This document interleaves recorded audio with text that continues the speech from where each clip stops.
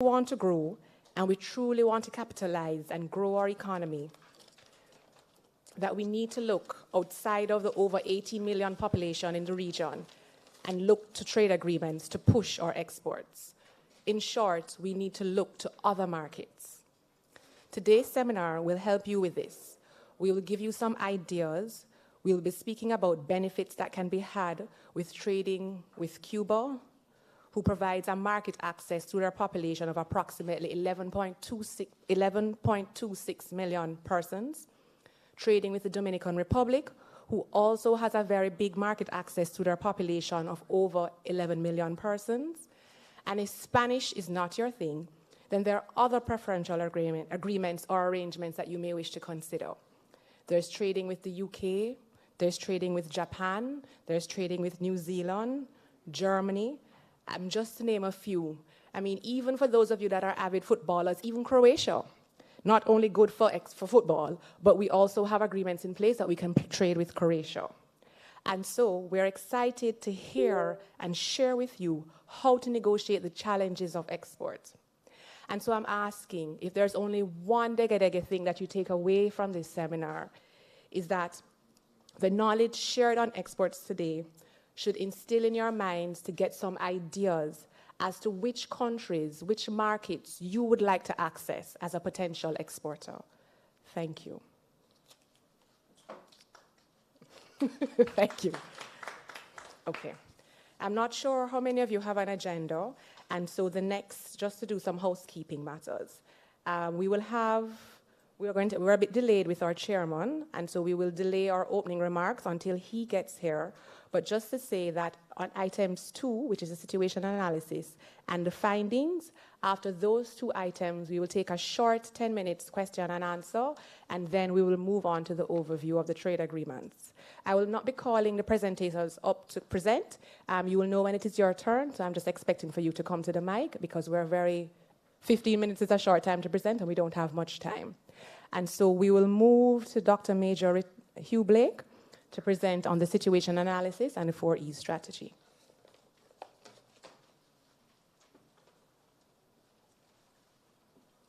Thank you very much, Kaniko. Could have waited 2 seconds to have my presentations up.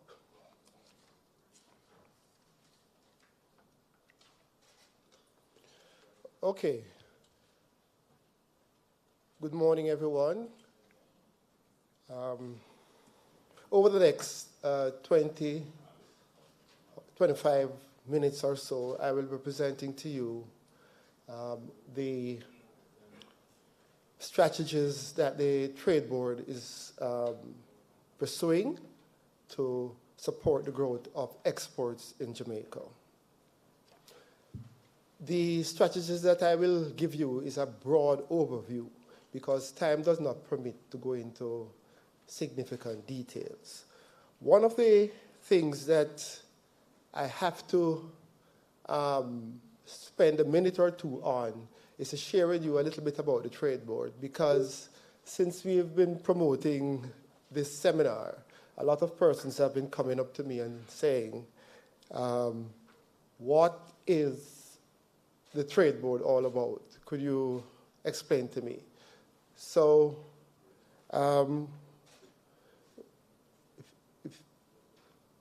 sorry, I think there is something going on with the slides here.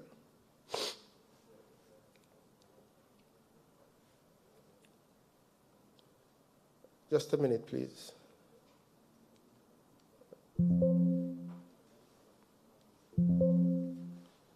So,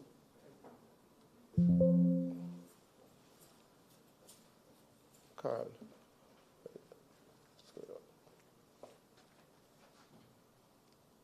All right.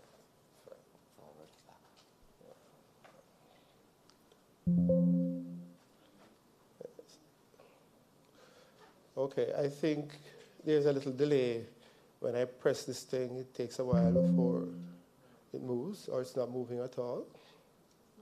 Okay, all right. So I thought I would share with you what our mission statement is, because it adequately captures what the Trade Board is all about. Our mission is to efficiently support Jamaica's economic development by contributing to an enabling ecosystem for trade growth and development, increase local and foreign investment, and sustain job creation through the provisions of relevant trade-related information, the issuance and regulation of trade license, and certification. And of course, we do this consistent with the government's trade policy and agreement. To some, this presentation may seem a bit lopsided because it does not give a true or accurate picture of all the services provided by the Trade Board. But that's deliberate because this morning we're focusing primarily on exports. So the presentation will be skewed in that way. But no doubt you will agree that for Jamaica's economy to grow, we must earn fundamentally new monies from outside our shores. This can only be done through greater exports of Jamaica's goods and services. That's the only way, the only significant way that we can grow our economy. From a company's perspective, exports can lead to increase in revenues from sales, reduce unit cost of production through greater spreading of overheads because you're clearly dealing with a greater level of demand, can help companies to gain new knowledge, experience, and insights. Spot opportunities. When you're outside there in the world doing business, it's very likely that you will spot other opportunities and even innovative ideas, new products, etc. And importantly, you can spread your business risk by diversifying into multiple markets.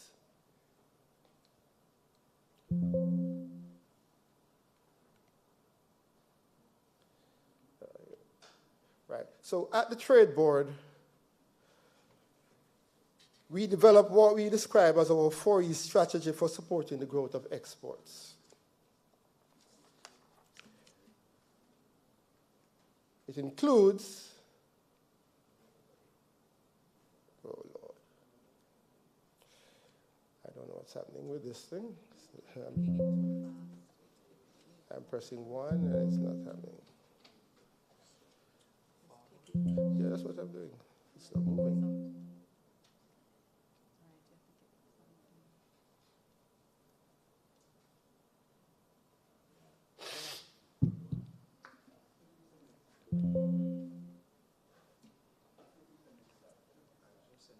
Oh?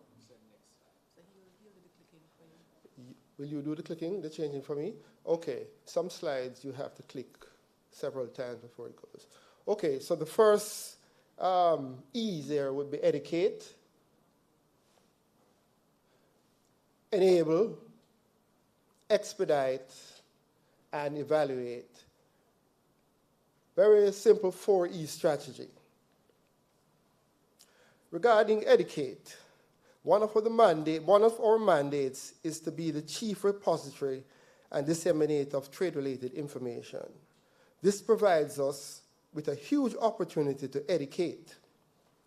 The Jamaica Trade Information Portal, JTIP, is one of the primary tools through which the Trade Board Limited provides information and education to traders via the internet.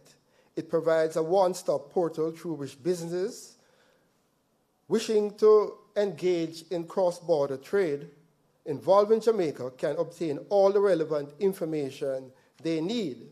And this is in fulfillment of the World Trade Organization's Trade Facilitation Agreement, Article 1.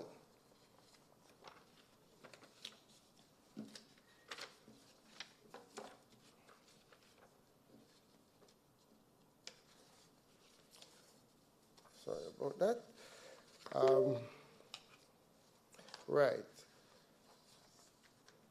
The JTIP includes information on trade laws, regulations, standard procedures, guidelines, tariff, fees, taxes, and the details of trade agreements, etc.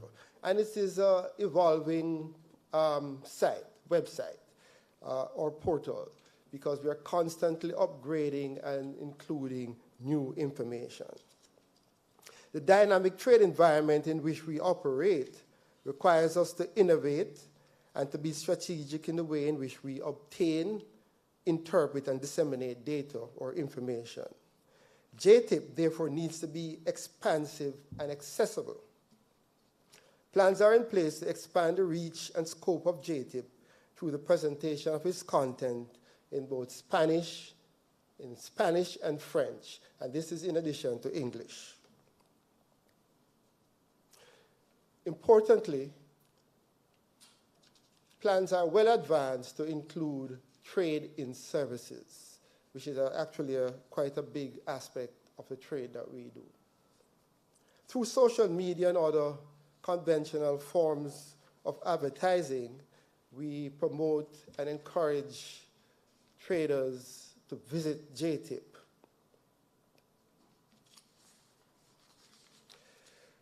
Now, we are the designated government's authority to certify products which complies with the rules of origin criteria on the 9 preferential trade agreements. This means that we have to, one, we have to analyze products to ensure conformance to prescribed criteria of the agreements. We have to issue a certificate of origin that permits the qualifying products to be granted preferential treatment. That's actually 2, issuing a certificate of origin that permits the qualifying products to be granted preferential treatment. Now, I want to tell you that although there are 9 agreements for which the Trade Board has management responsibility, at least 5 of these agreements are significantly underutilized. Some of these agreements were operationalized from as far back as 20 years ago. And yet, exports under these agreements can only be described as anemic, of course, for want of a better word. For example, CARICOM Venezuela Trade and Investment Agreement entered January 1993 with a market size of 28 million. No certificate of origin has been issued in the last 7 years. CARICOM Colombia Trade and Economic Technical Cooperation Agreement entered into on the 1st of January 1995. Market size, 51 million. Only 10 certificates of origin have been issued over the past 7 years. CARICOM Dominica Republic. This is a free trade agreement. Entered in on the 1st of December 2001 with a market size of 11 million. Only 2 Jamaican companies currently export under that agreement. Although in the 7 years, when you check the records, you will actually see 82 certificates of origin. The majority is for one company, one product. And sadly, that is no longer considered, that product is no longer considered a qualifying product. CARICOM Cuba, Trade and Economic Cooperation Agreement, entered in on the 5th of July 2000. Market size 11 million. Only 48 certificates of origin issued in 7 years. So we are looking at combined a market size of approximately 100 million with less than 180 certificates of origin. And if you remove the certificate of origin issued to the company or to the product that has been disqualified, we really would be looking at 100 million market. The markets have 100 million with just 100 or so certificates of origin. Well, If that is not anemic, I really don't know what is. In recognition of the situation, could you just go back to the first slide, please? Yes, just keep it right there, and I will signal to you when to change it. In recognition of the situation, the Trade Board has developed a step-up export trade agreement campaign to improve existing and potential exporters' knowledge about the benefits of the 9 trade agreements comprising bilateral, regional, multilateral agreements for which the Trade Board Limited has management responsibilities. This initiative includes sending expert teams into the fields to interact directly with potential and existing exporters, to explain the details of the agreement and to offer hand-holding services where necessary. To date, we have visited over 100 companies. And really, when I say to date, I mean last financial year. Over 100 companies. And the feedbacks have been really insightful and encouraging. Of significant importance is the opportunity this gives us to interact directly with the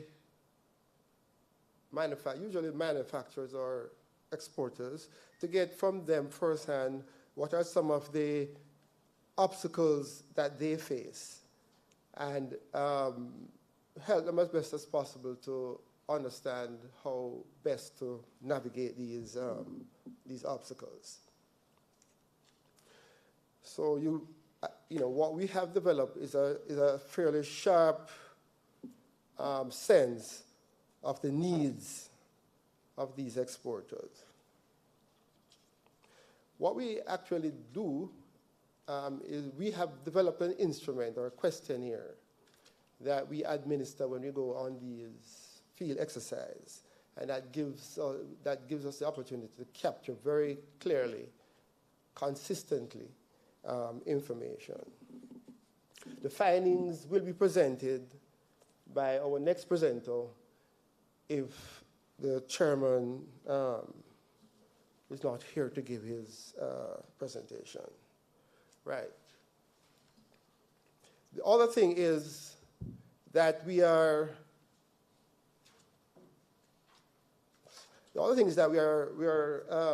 establishing or moving with alacrity to establish an export academy to build our capacity for export. This will empower our exporters with even greater decision-making information and trading know-how. Exporters complete an online questionnaire that is analyzed by standard programming, to identify knowledge gaps. That information is used to customize a training program for that particular entity or individual.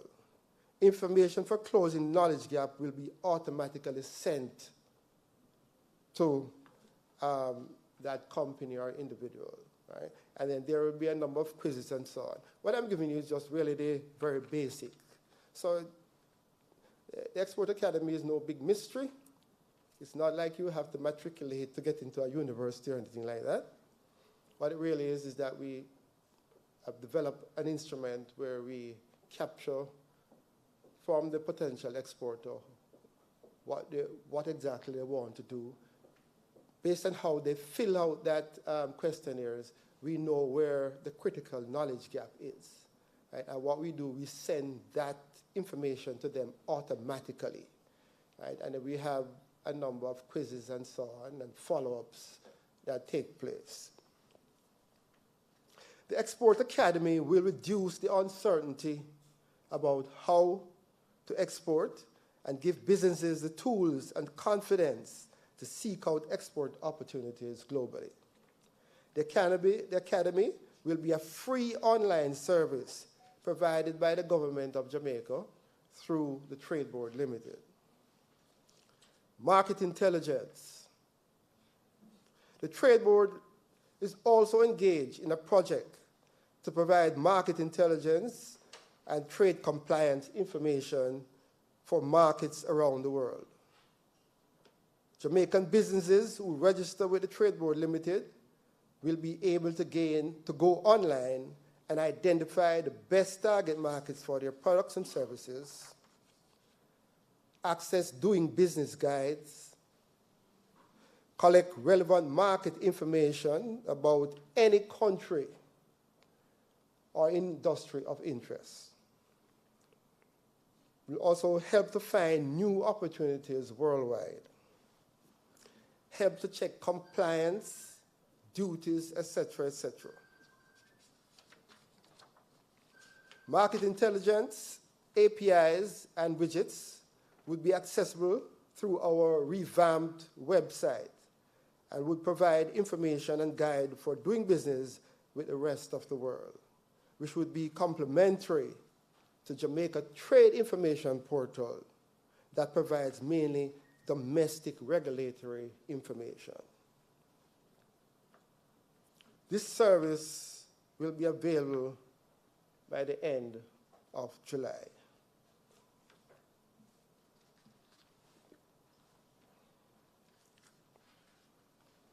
Okay, so we move to the top right-hand quadrant, number 2. This is where we will help exporters to convert the knowledge gained in one into value. We will guide conformance to the qualifying criteria of the respective trade agreements. We will handhold exporters and guide them through the various export processes. We'll provide information and contact details of likely interested parties, market experts, and relevant trade organizations in the importing country. We'll work with our counterparts in the Ministry of Industry, Investment and Commerce to resolve export issues confronted. We'll also provide trading tools such as duty calculators, currency converters, and language translators.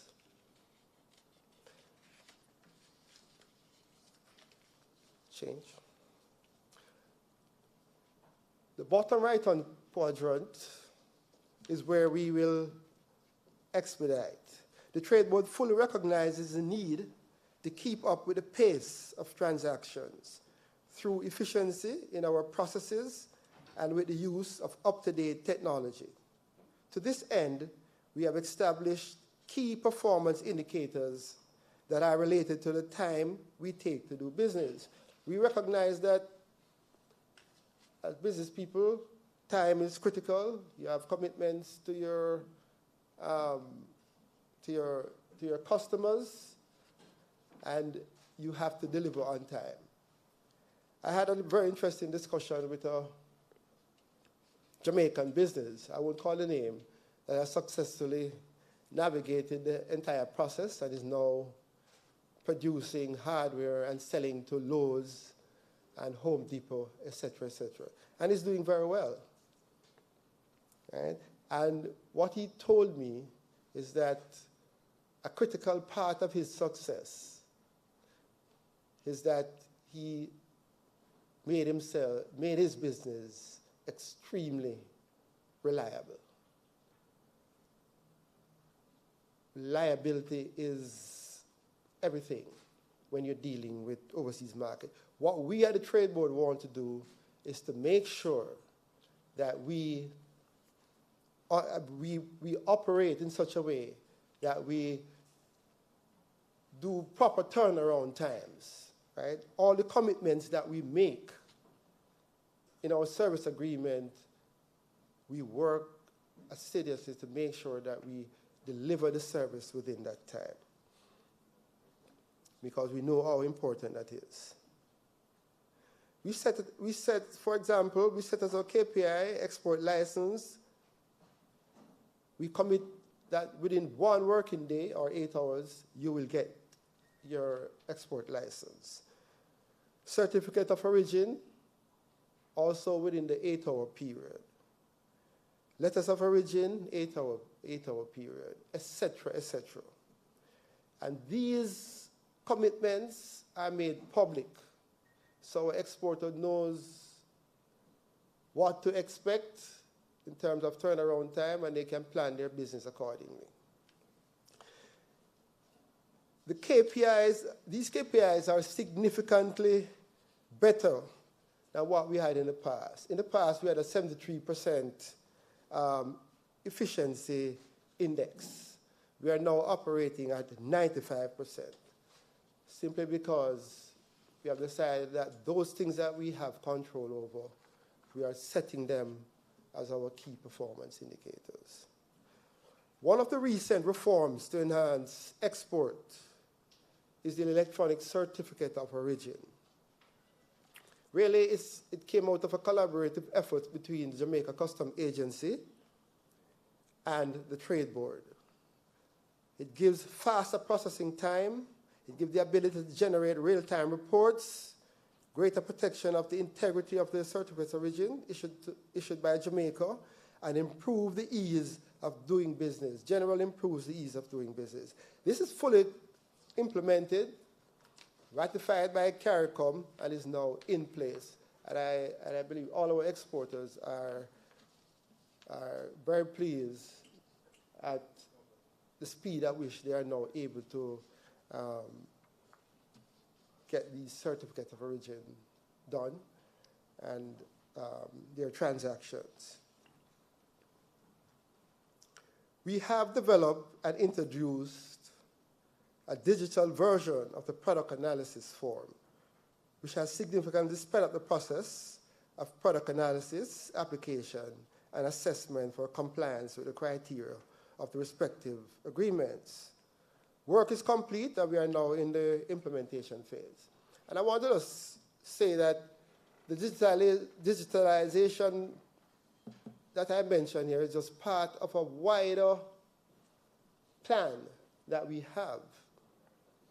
In fact, it's a process that we're going through, and we're almost complete, where we're trying to digitalize all our processes, because we realize that is the way to get reliability and speed.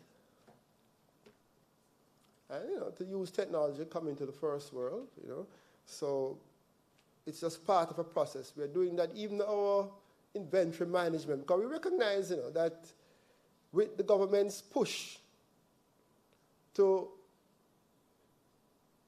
increase exports, services that we offer, like at the Trade Board, has to be efficient to handle what we expect to be increased volumes of business. So we are also preparing ourselves to handle that. I also want to point out that we are training our field officers in the principles of production management to improve their ability to do product analysis. Right? And I think this is very important so that they understand exactly what they see when they go into the production facilities. I know it can be quite daunting when you go into a production facility, you see machines and all that going click, clink, clink. But we want, because we have to certify what the inputs are, we must at least understand the basics of production management, how materials are inputted and accounted for, and so on. And the final quadrant, the Trade Board we recognize that the Trade Board have to go through a process of continuous evaluation and have to stay operationally efficient so that we add value to the thrust of government towards export. Today's trade is rapidly evolving, and both the methods of delivery of service, products, and of service and products are rapidly changing. The methods of deliveries are changing. The impact of the pandemic, for example, created a lot of problems with logistics and so on. and the conflict in the Ukraine. So things does not stay the same. And we recognize that we have to be flexible enough, agile enough to respond to those situations, to the change in context in which we are asking our exporters to do business. Finally, I'd like to say that we're also making sure that we deepen our collaborations with other BRAs. And the idea here is that we collaborate, work together, so that we can smooth the path for export and resolve issues that emerge as quickly as possible. So,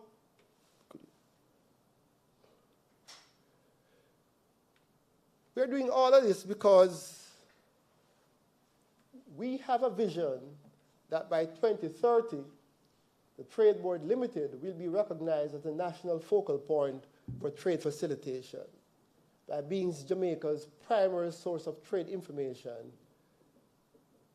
and the chief administrator of relevant trade policies, regulations, and agreements, stroke arrangements.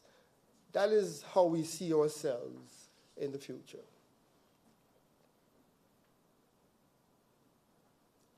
And we are going to do this by one, we want to evaluate, enable, expedite, and evaluate. I want you to note a couple of points. One is that the world is open for business, and we must recognize that.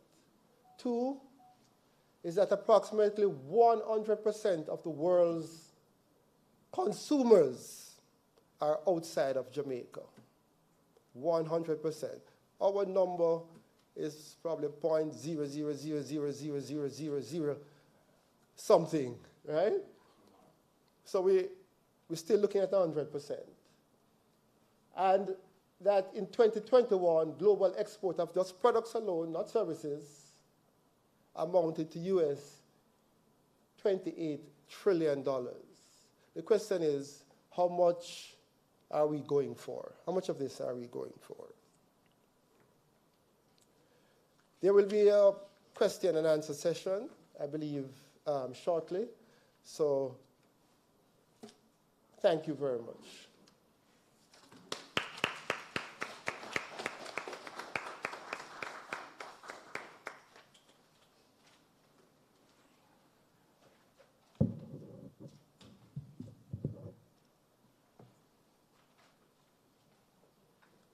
Okay, good morning, ladies and gentlemen.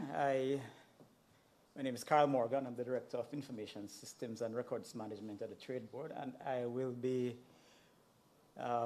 presenting the findings from the Step Up Export project, which took place during the last financial year. Gentlemen, can you get my presentation up, please?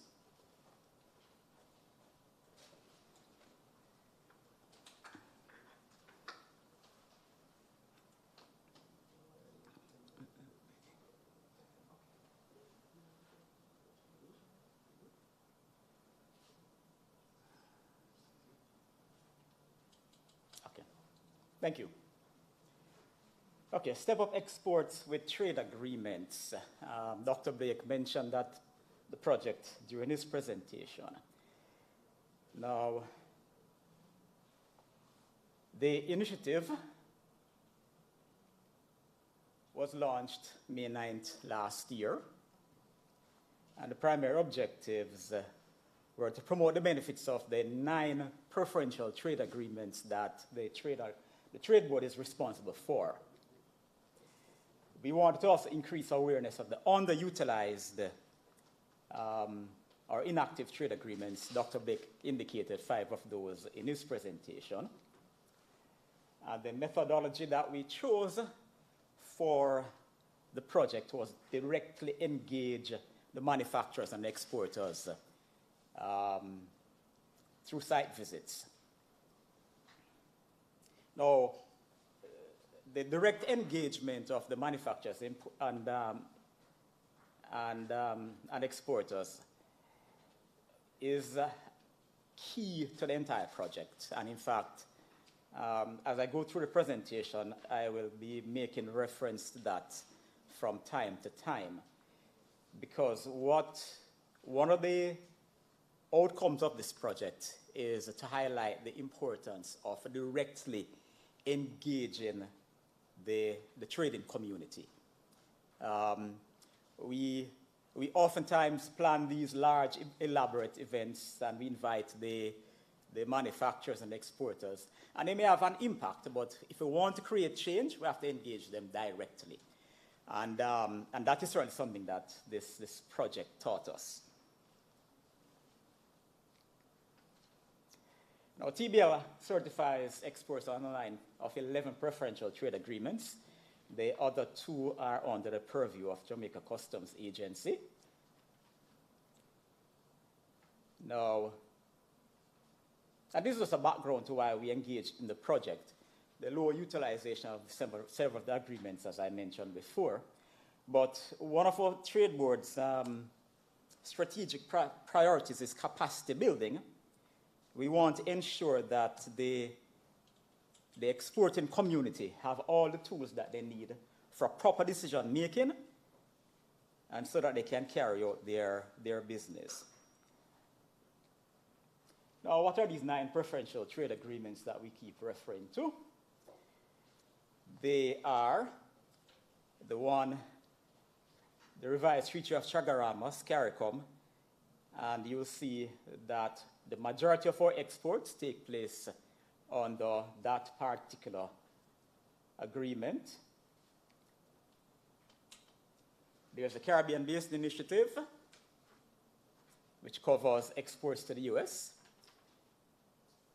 There is the CARICOM Canada Trade Agreement, CARIBCAN for short. And then there is the Generalized System of Preference, GSP. And you may be wondering why I'm not going sequentially in some order, because I wanted to do all of these at the same time, because they all have one thing in common. Those are our 5 underutilized trade agreements. The CARICOM Venezuela, CARICOM Colombia, CARICOM Dominican Republic, and the CARICOM Cuba Trade Agreement. And those are the 5 significantly underutilized. They're not being utilized at all, as Dr. Blake indicated in his presentation. And that is certainly one of the things that we wanted to address with this project. As you can see from the next slide, trade within CARICOM represents the largest volume that we do. The number of certificates issued annually averages about 3,000 certificates. But as you'll see there, there is no certificate issued for Venezuela, none for Colombia. Well, at one point, DOMREP, we had exported, well, there were 49 certificates issued, but now, certainly in the last financial year, we are down to 1. As Dr. Blake indicated, the product that previously qualified, it turned out that didn't qualify, so that's another agreement that is not being utilized. We issued 2 certificates for Costa Rica recently, so there suggests that there's some uptick there that we might need to pay attention to. But by and large, these agreements are not being utilized.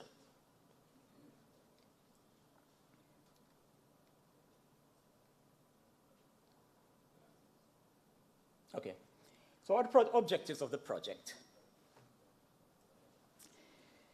We wanted to ensure that we had great utilization of the preferential trade agreements. And it was certainly clear, there are indications coming to us, but certainly confirmed by interacting with the public, that knowledge of the agreements was pretty limited, and that was something that we needed to address.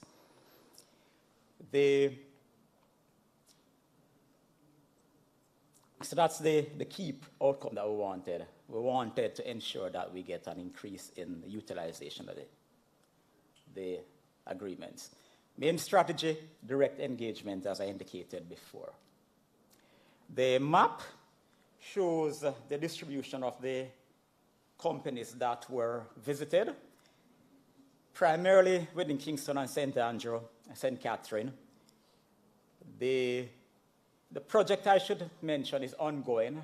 We haven't quite gotten to St. Thomas, Portland, and Hanover as yet, but this is not an exercise that we have started and we intend to stop, but we're going to continue to do that. So, what are the findings, which is the main reason I'm here? First of all, the 100% of the entities that we interact with lauded the initiative. They thought it was timely, the information was helpful, and they believe it will lead to greater export opportunities.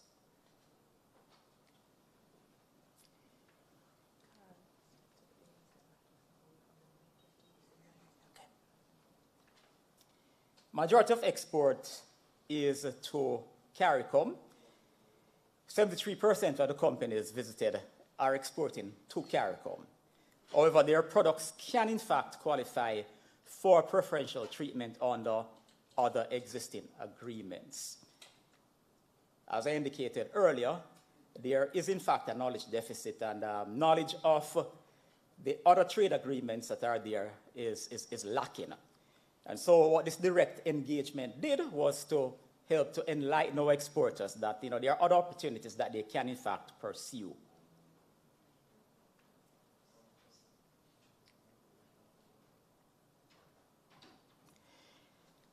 The next significant finding is that 43% of our companies indicated that they had challenges finding and accessing markets for their products.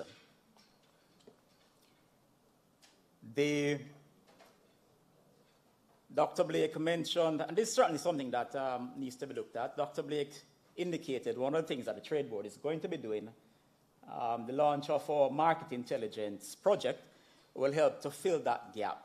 And I'm sure the ministry will be undertaking some other initiatives as well that will help to fill that particular gap there.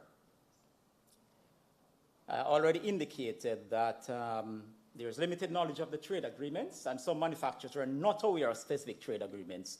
For example, Cuba, the one with Cuba, and CBI.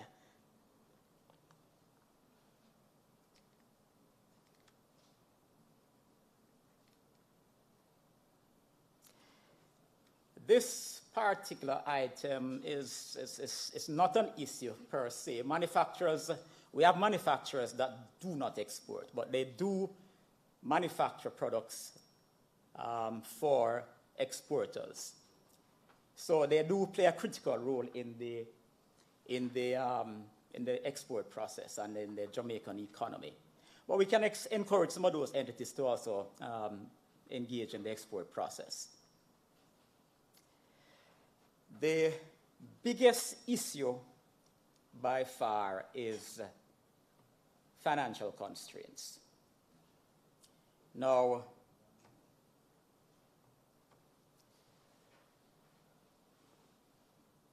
small and medium-sized exporters do not have enough capital to export to different overseas markets, and they limit their participation to one or two markets as a consequence of that.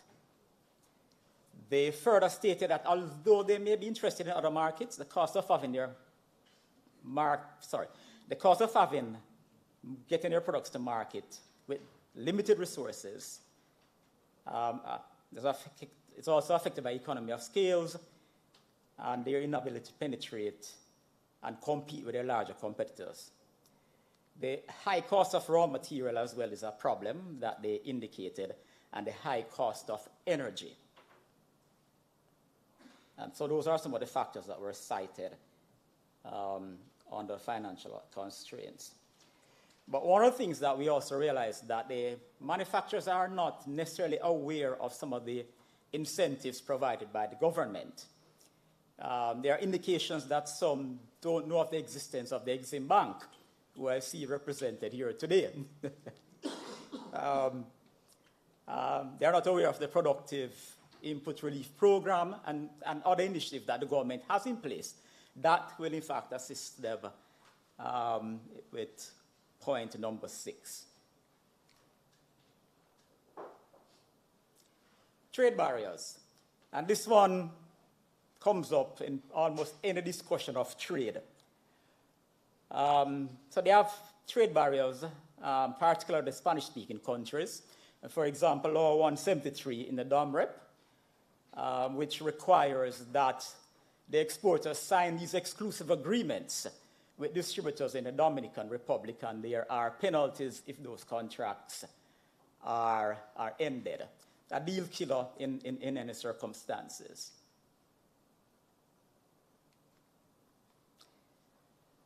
International supply chain disruption and logistic issues. Now, the business environment is still grappling with the effects of COVID, and that has been exacerbated by Mr. Putin's war.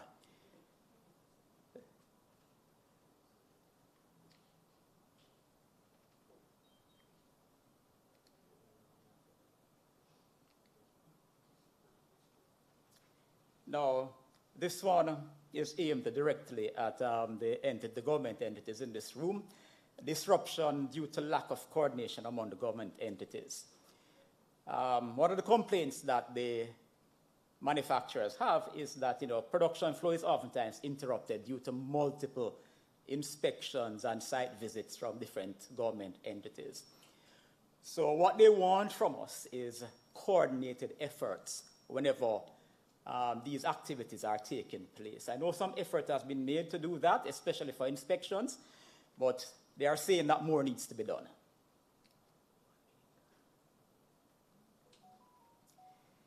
Communication. The exporters and manufacturers have indicated that information is not being disseminated when there are changes in policies and procedures, etc. And where these directly impact shipment, for example, it can create delays for them. And that is also a criticism that is aimed at the government, which we need to be mindful of. More needs to be done to communicate policy changes and so on. But I will go back to a point I made earlier, that there's a lot that is happening. However, the exporters, we believe that the exporters may be aware, but clearly they are not aware of some of the things and initiatives that the government is undertaking to help them. And the last one that they indicated, there's a request for more trade shows as a means of identifying and entering international markets. However, they indicated that sometimes the cost to participate in some of these initiatives when they do occur is oftentimes prohibitive, and so they are requesting assistance to help them in those circumstances. Summary of the findings. 43% of respondents indicated that they need assistance to find new markets.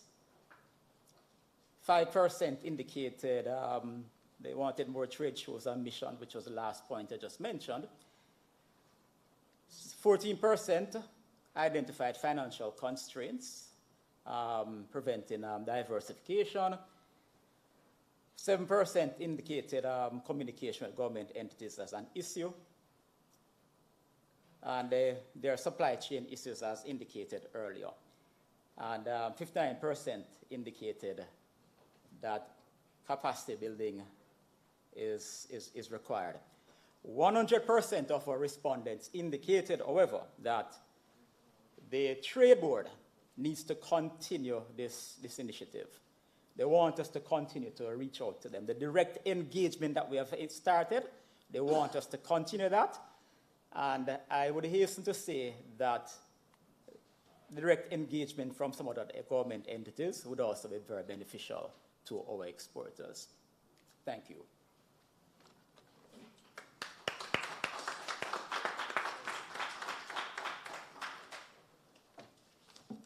Okay, ladies and gentlemen, for you physically present and for those online, are there any questions from the two presentations?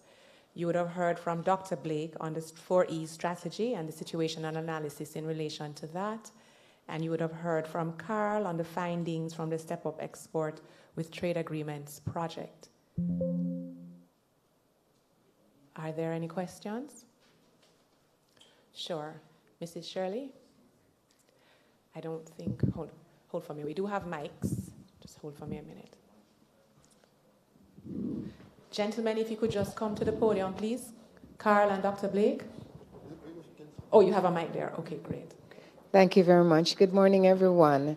Morning. My question and... Sorry, Mrs. Shirley, before you go into your question, can you just identify yourself and your organization? Good morning. My name is Sharon May Shirley, and I'm the CEO of the Jamaica National Agency for Accreditation, JANAC. Thank you. So my question, and from that you will perhaps know that I'm heading in a particular direction. My question is, in your survey, did you ascertain if your potential exporters had challenges with conformity assessment procedures in the export markets?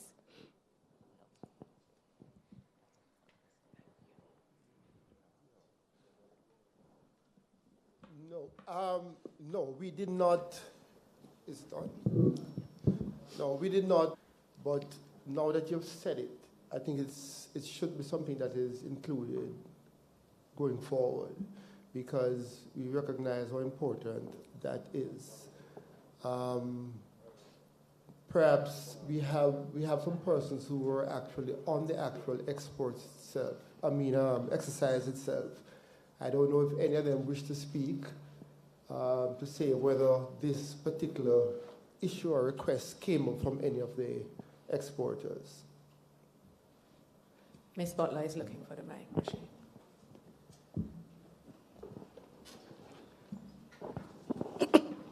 Good morning. I'm Joan Butler, Director of Exports at the Trade Board. And so far, none of the exporters really went into that issue. I'll just make a note of it, and I'm going to include it in the questionnaire going forward. Thanks very much for that. Very important. Okay, we still have time for some more questions. Any questions? You may go ahead.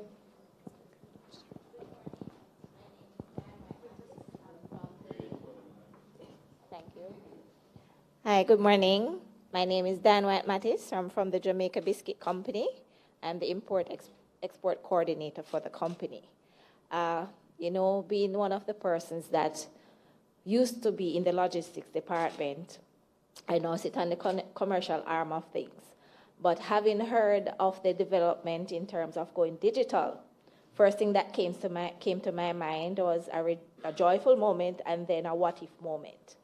So we're expediting the processes digitally, but the contingency plans, will it offer the same turnaround time? I think whatever commitment we make in terms of our turnaround time, I tell you what, we are basically meeting those right now. In most of the situations where there are difficulties, it has to do most of the time with improper completion of the documents in terms of the application.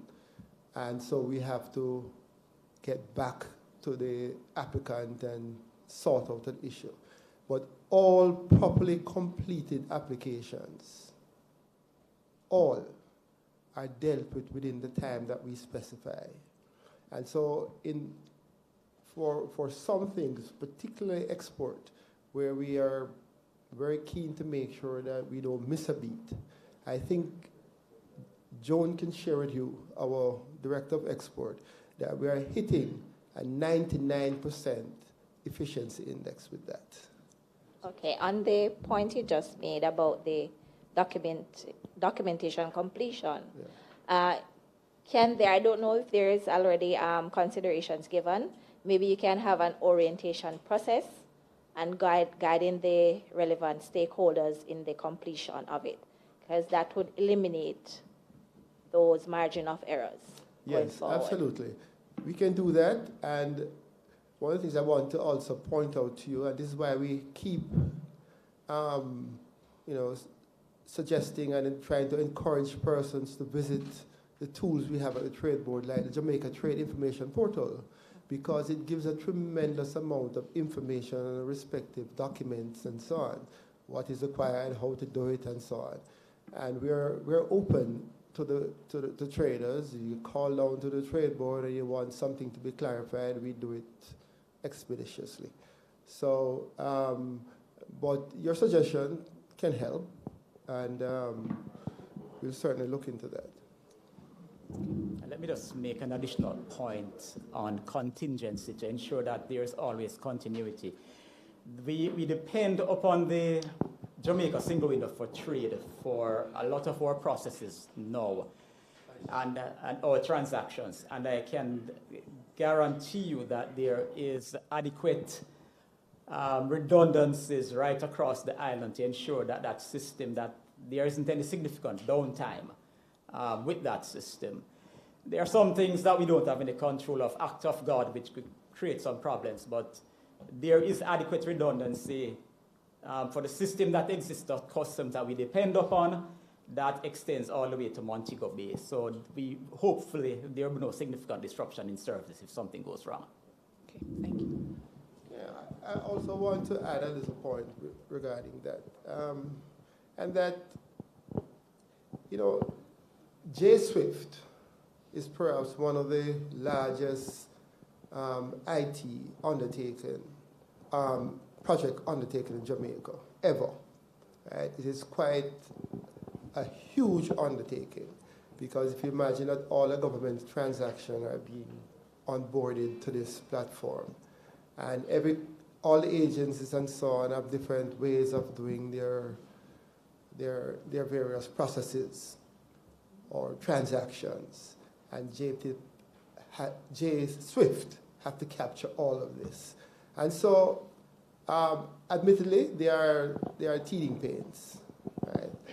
And we have been in constant contact with Jamaica Customs agencies. They are the ones who operate J-Swift to resolve issues as fast as they come up.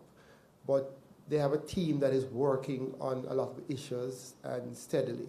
And admittedly, there will be, and there are, issues that come up from time to time related just to the weight of what they have to accomplish.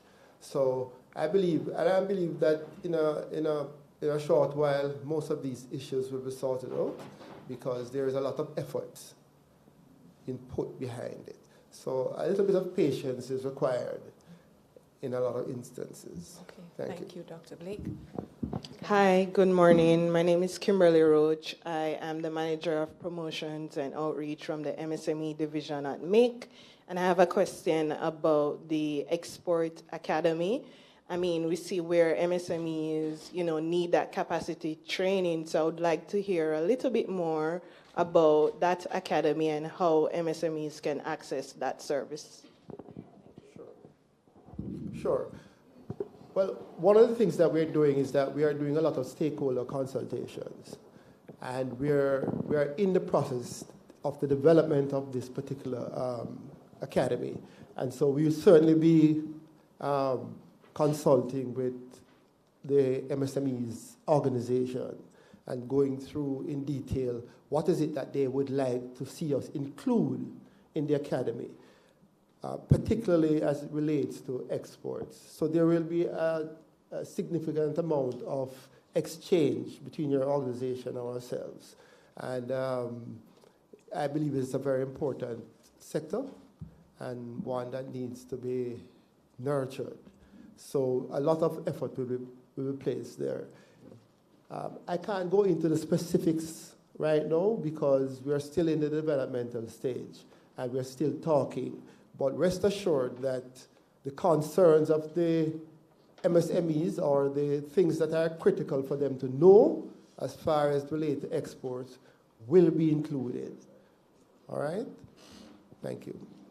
All right, ladies and gentlemen, is it burning, burning, burning? Yes. All right, we'll allow this last question And then we will move on, and then for any other questions going forward, we do have another segment with question and answers, and I believe you're provided with a notepad. We're strategic, we're strategic in our doing. So we provided you with notepad and paper, so you can just make a note of it for the second section of question and answers. Go ahead, sir. Okay, thank you very much. Ricardo Durant here, JAMPRO.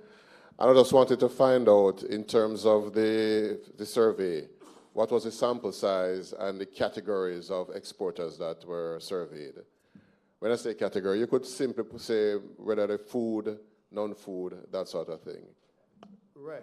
So the sample size was 100 businesses. Actually, we did 105, and we had skewing clearly to the manufacturing sector, right? Because we take the view literally that all manufacturers are potential exporters, and so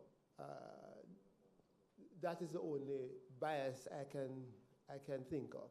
That we looked at companies that are actually manufacturing, producing products in Jamaica that we feel, they stand a good chance of benefiting from one of the trade agreements that we operate. But we cut across a wide cross section, both producers and manufacturers. We weren't, we weren't showing much bias in that regard. So it's really a good sample size, and it's very reflective of what's happening. We went to large companies as well as small companies, so it's a fairly reliable result. In 2 minutes, Ms. Butler, can you just say perhaps like what industries you went to? What type of industries you went to answer? Food, manufacturing, we garment, gases, we went to industrial gases too. All the sectors, we cover them. Okay, and we can provide further, more detailed information after. Mr. Jampro, we can give you a more detailed line out thereafter. Yeah, we can give him a more detailed breakdown. Okay. Okay, ladies and gentlemen, we're now at item 5 of your agenda, which is the overview of trade agreements and their qualifying criteria, rules of origin. Now, I'll be taking you through this segment, but I want to put some caveats in place before I start. The first thing is that after the end of this session, you will not be a specialist in rules of origin. The whole purpose, because it's a very technical area. And so what we're trying to do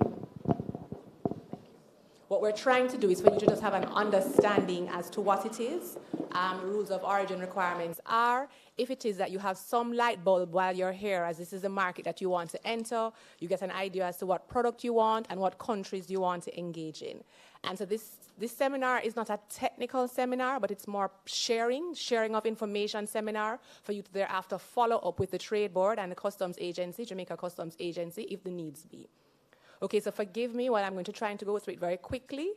You'll get a chance to ask questions after, but I just want to bring home the point that we'll be not dealing with technical questions, but just more information sharing. All right. Next slide, please. Or should I use the clicker? Thank you. Okay, so there are 4 areas we're going to be looking at throughout this presentation. The first one is Jamaica's certifying authority for selected trade agreements and arrangements. The second one is the administration of rules of origin for the various trade agreements and arrangements. Third one is the verifying of the product analysis processes. And the fourth one is the certificate of origin. Next slide, please. Now, the Trade Board Limited, specifically the Export Certification Division, is a governmental authority to certify goods for rules of origin for preferential trade agreements. What we do at the Trade Board is we analyze the documents to ensure that whatever requirements or whatever composition make up your particular good that you're seeking to export qualifies under a preferential trade agreement to be certified for the rules of origin.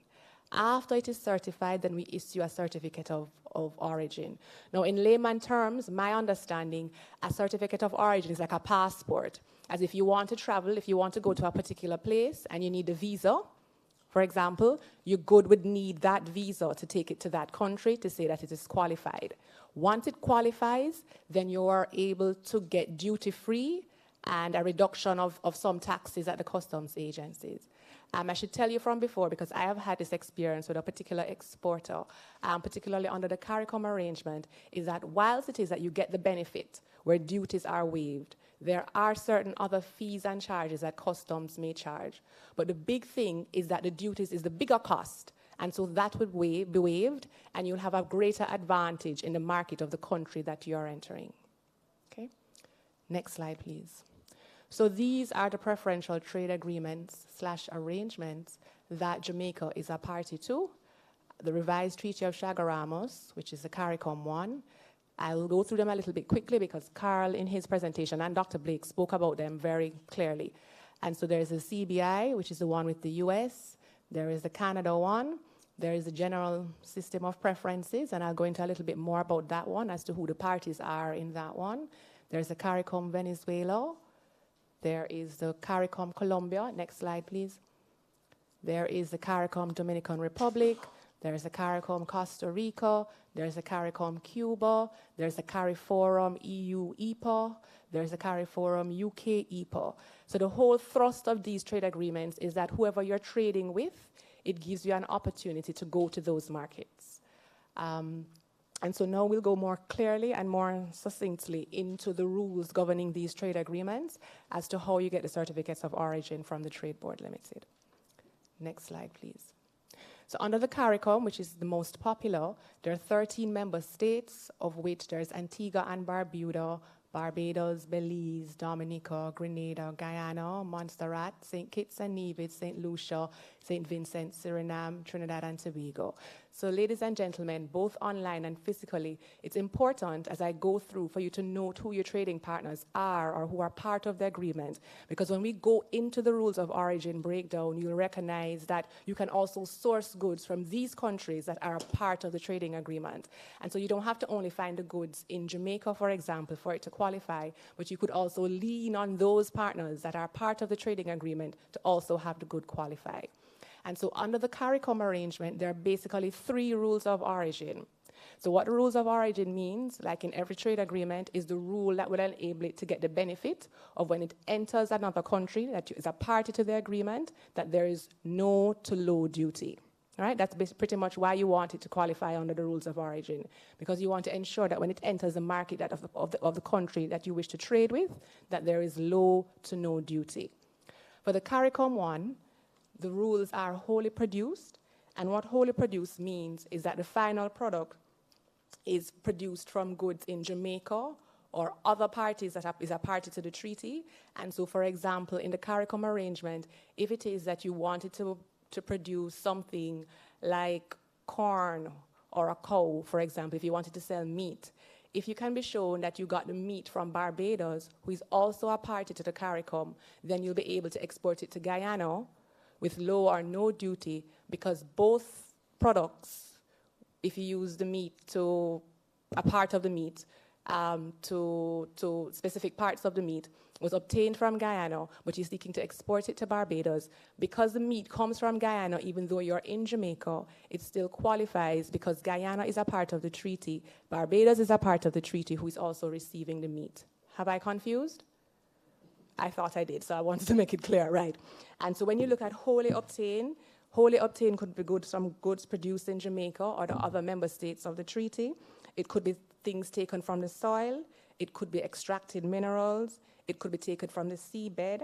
And it could be animals that were born or raised in the countries that are a party to the treaty.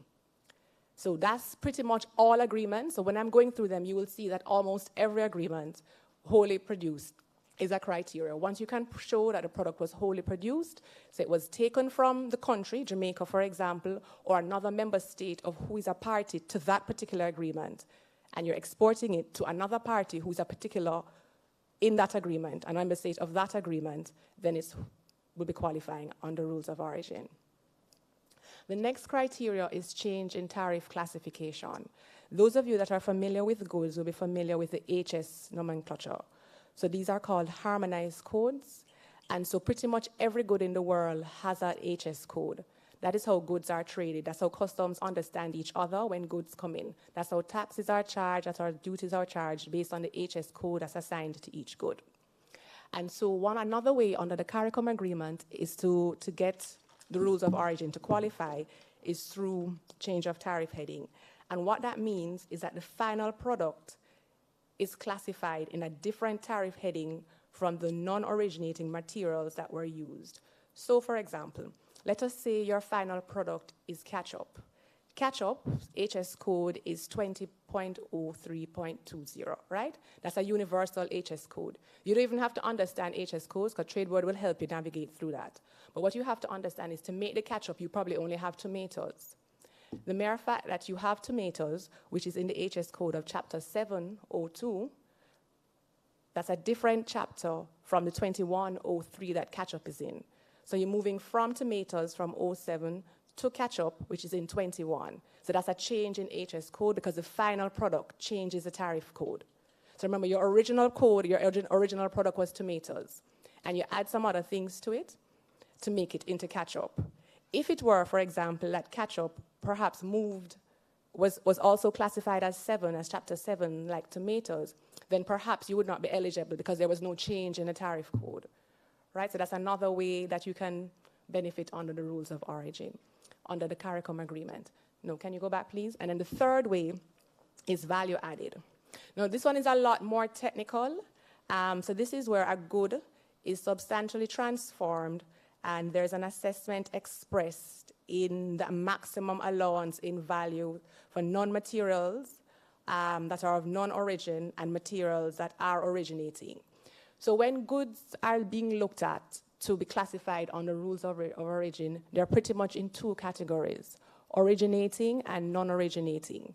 What this rule allows you to do is use products that are non-originating and transform it in such a way that it becomes originating. So it gives you a certain percentage that you may use in terms of non-originating goods. So non-originating goods can be goods from another country, for example, that would have not ordinarily qualify under the rules, right? So the whole thrust of trade agreements is to ensure that the parties to the trade agreement have a beneficial relationship between each other. And that's why it's called preferential. Have I lost anybody? Because it's technical, you know. All right, we'll move on to the next slide. And so the beauty, which you won't see in the other agreements, excuse me, I'll just break for the minister. Minister, would you like to take a seat up here? Yes. So the safeguard mechanism under the CARICOM agreement. So unlike the other agreements, CARICOM is a little bit more lenient to the extent that it allows this thing called a safeguard. Now, what the safeguard mechanism is, it's a mechanism that has been built into the rules of origin criteria that enables a temporary derogation from normal requirements of rules of origin. So derogation is just a big word to say exception, right? So what usually happens is when you have goods, there are certain rules or certain processes that you have to follow for it to qualify under rules of origin. Sometimes when you're making a good and you have raw materials and you don't have enough raw materials within your region for it to qualify, you have to get the raw materials from somewhere else. But if you want to go outside somewhere else, let us say you wanted to make banana chips, for example, and there was no more bananas in Jamaica or St. Lucia, but you wanted to trade banana chips still within the region. If you took the bananas from Honduras, it wouldn't qualify because it's outside of the arrangement with the parties that are party to this treaty. And so what would happen is if you were to take your bananas and made banana chips from Honduras and you were to export it to, let us say, Trinidad and Tobago, you would not get the benefits because the bananas were not sourced within the region or within the parties or among the parties to the trade agreement. So what CARICOM has done is that they have allowed in certain situations where if you had like a hurricane or something like that and you're no longer able to get the bananas, because the whole thrust is not to kill manufacturing. So for example, if GP had a hurricane and there was no bananas to get, then they would have a problem producing banana chips. And so what CARICOM has done is they have allowed this thing called a safeguard where you can apply through the Ministry of Industry to say you want a safeguard to import bananas from somewhere else on a temporary basis so that you can use it until the banana industry grows back within the region and you're able to use regional products. Okay, so that's what a safeguard is. Of all the arrangements thus far, this is the only agreement that is so flexible. But remember now, we're not looking to trade in the region. Remember what the minister said? The region too small. We'll have to look outside, right? Right, okay. So moving to the next presentation, please. So these are some examples of what goods qualify. You have tin akis and tin callaloo. You have water. You have bun, ketchup, pepper sauces, rum, lotion, seasonings, black castor oil, crackers, and biscuits. So presently, we have been issuing certificates of origin for these particular products. Okay, so we move on to the next agreement, which is the CBI. And this arrangement is between the US and 24 Caribbean countries. And as I said before, ladies and gentlemen, it's important to know who the trading partners are, because you don't have to source material from only Jamaica, but you could look to those trading partners as well to get the materials from them, to create the good, to export back to one of them to get the benefit. And so those trading partners include the same CARICOM partners. The new ones would have been like Aruba, the British Virgin Islands, Guatemala, El Salvador. Next slide, please. Nicaragua, Panama, right? So this opens you up to even a bigger market than the CARICOM one has. Next slide, please. And so there are two main rules of origin requirements under the arrangement with the US. Wholly produced, which we already explained, so you'd have to get the product from in Jamaica or from one of the other 24 CARICOM CBI countries, and to trade with the US or to trade with any of them. Our value addition, which I told you is a more technical requirement where you have to look at originating versus non-originating and the percentage that the agreement says needs to be had for it to qualify. Okay, so goods to date that we have issued certificates of origin for the CBI are like baked goods like bun. Well, everybody know about bun, because when you go to New York, they always have Jamaican bun. So this is how they get it, right, on this arrangement. Black castor oil, pepper powder, and ketchup. So this particular agreement is very specific as to what is not included. Whereas CARICOM is a little bit more liberal, this one is very specific, where there are certain products that no matter how you try to make them qualify, it will just not be able to get a certificate of origin. It will get no visa. Because the agreement stipulates that these goods are not for consideration in terms of getting a certificate of origin. Just to go back, please. So these goods, yes, so the goods that are excluded are leather, flat leather, luggage, handbags, footwear, except disposable items and foot parts, most textiles, petroleum, canned tuna, watch or watch parts. So if it is that you wanted to export any of those items to the US, you would not get a certificate of origin because the agreement is specific that those goods are off the table. It's not for consideration to receive a certificate of origin. Next slide, please. All right, so we move on to the one with Canada. Now this one too opens up some new markets for us in the region. As compared to the CARICOM one, where there are also some other Caribbean states that you can trade with or get goods from for it to qualify as origin. Okay. So these countries, so these are new countries now. So what is new is Anguilla. So if you have anything in Anguilla that you think that you may want to have a niche marketing, you could look to Anguilla to see what you could use and mix it with something in Jamaica to export to Canada or to, pretty much to Canada.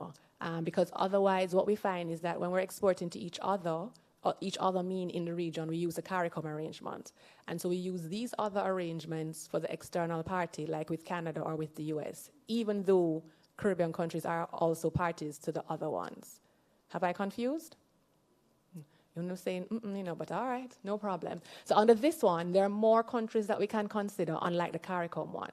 So there's Anguilla, there's the British Virgin Islands, there is Cayman, there's Turks and Caicos. Next, And so the rules of origin requirement for this is wholly produced and value added. The goods to date that we have issued certificates of origin for under the Caribbean is rum, pepper sauces, body lotion, and ketchup. Now, the GSP. I find that not many persons know about the GSP. So the GSP is a configuration or provision that was created under the WTO to assist developing countries. And so it's a one-way arrangement where developing countries can produce goods qualifying under certain rules that can be exported to developed countries. And so under the GSP, you have a new market. You have Australia, you have Belarus. I mean, if you're still interested in Russia, you have Russia, you have Hungary, you have Switzerland, you have Japan, you have New Zealand. Again, these are other markets for you to consider when you want to export to other countries. Next slide, please. So what you'll find, if I stay on this slide a little bit more, which is not presented here, is that under the GSP2, there are other, it also includes the European Union and the UK, but with the introduction of the other two agreements I'll tell you about later on, it stands to reason that you get more benefits under those agreements, and more benefits meaning that the rules are more liberal, and so your good can qualify. And so we don't usually encourage persons to utilize the GSP for trading to the UK or to the EU countries, because there are more liberal agreements where it's not as hard for your good to qualify. But we are encouraging, if you have a niche market, if you want to trade in Japan or New Zealand or Australia, then you can consider the GSP. Next. Oh. So the rules of origin is wholly produced. Remember I said to you before, once you can meet wholly produced, you can meet every agreement. But chances are a lot of goods, they really can't meet wholly produced because we don't have certain things in Jamaica to meet wholly produced. And so this is where you'd rely on the change in tariff heading or the value added propositions to help you for your good to qualify. Then we have the Venezuelan agreement. This one is a little bit more limited for more reasons than one. In this agreement, they specify what the positive list is. So in short, what the positive list is that they have identified in this agreement what goods we can trade in to get a certificate of origin. So if the good is not on this list, then it cannot be traded in to get the certificate of origin. But I should warn you that, which is no news, that Venezuela is having some financial constraints. And so whilst we would encourage for you to trade in Venezuela, be mindful as to what relationships you're getting in, because you may have some financial constraints in trading with Venezuela. Next slide, please. Oh, I keep forgetting. I'm sorry, I have the clicker. Right, so the rules of origin requirements are threefold in this one: wholly produced, change in tariff classification, value added. Then there is the agreement with Colombia. Again, it provides duty-free access for certain products, which is included on the positive list and which will qualify. So as I said to you before, which the Trade Board will help you, is to identify what goods are on the positive list that will help you to meet the rules of origin to trade with Colombia. So they pretty much have the same rules of origin requirements for Venezuela and Colombia. But I guess the only difference between the two is that it may be easier for you to get your monies if you were to trade with Colombia.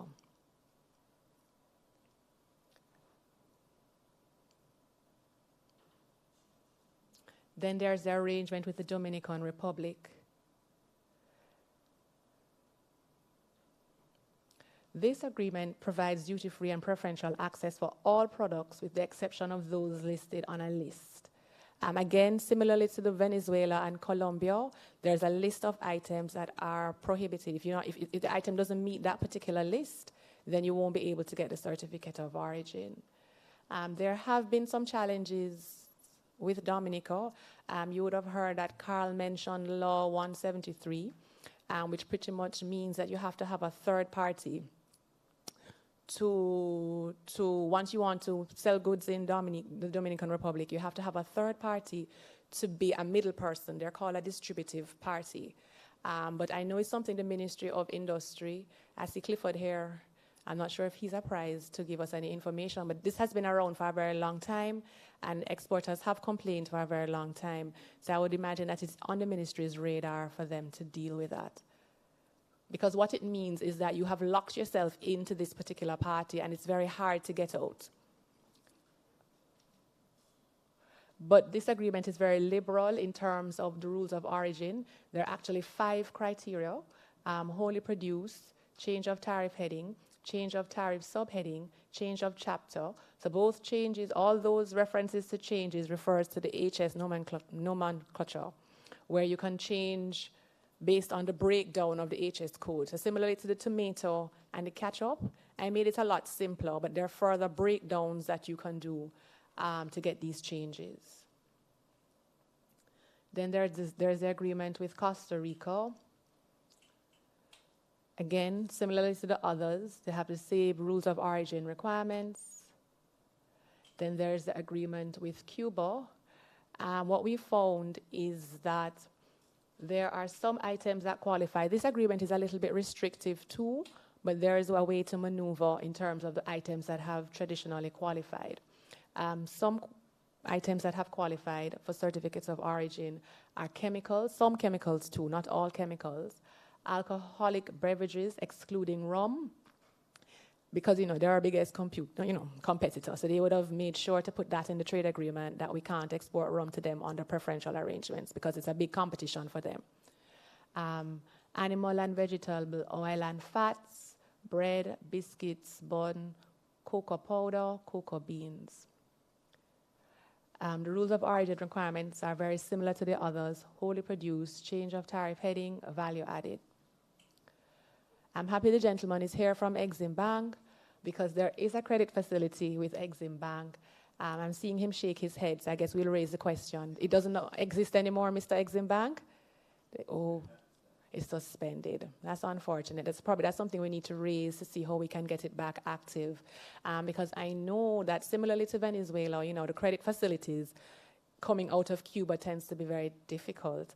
And so when you had the Exim Bank as that intermediary, it certainly helped our exporters and gave them more confidence to want to trade with Cuba. So not having that middleman may create a problem, but that's something we should probably discuss.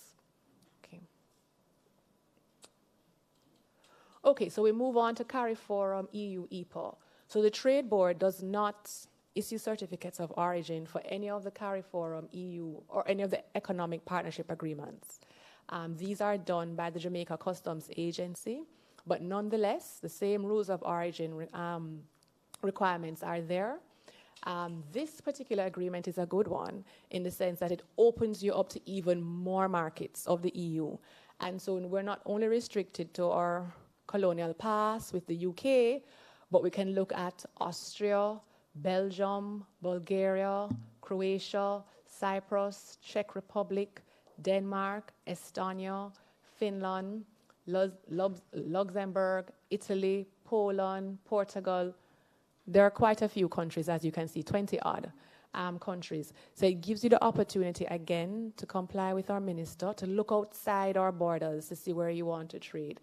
Jamaica has gotten to be very popular, and so our foods are also very popular. And we have tourists that come here that likes our foods from even Europe.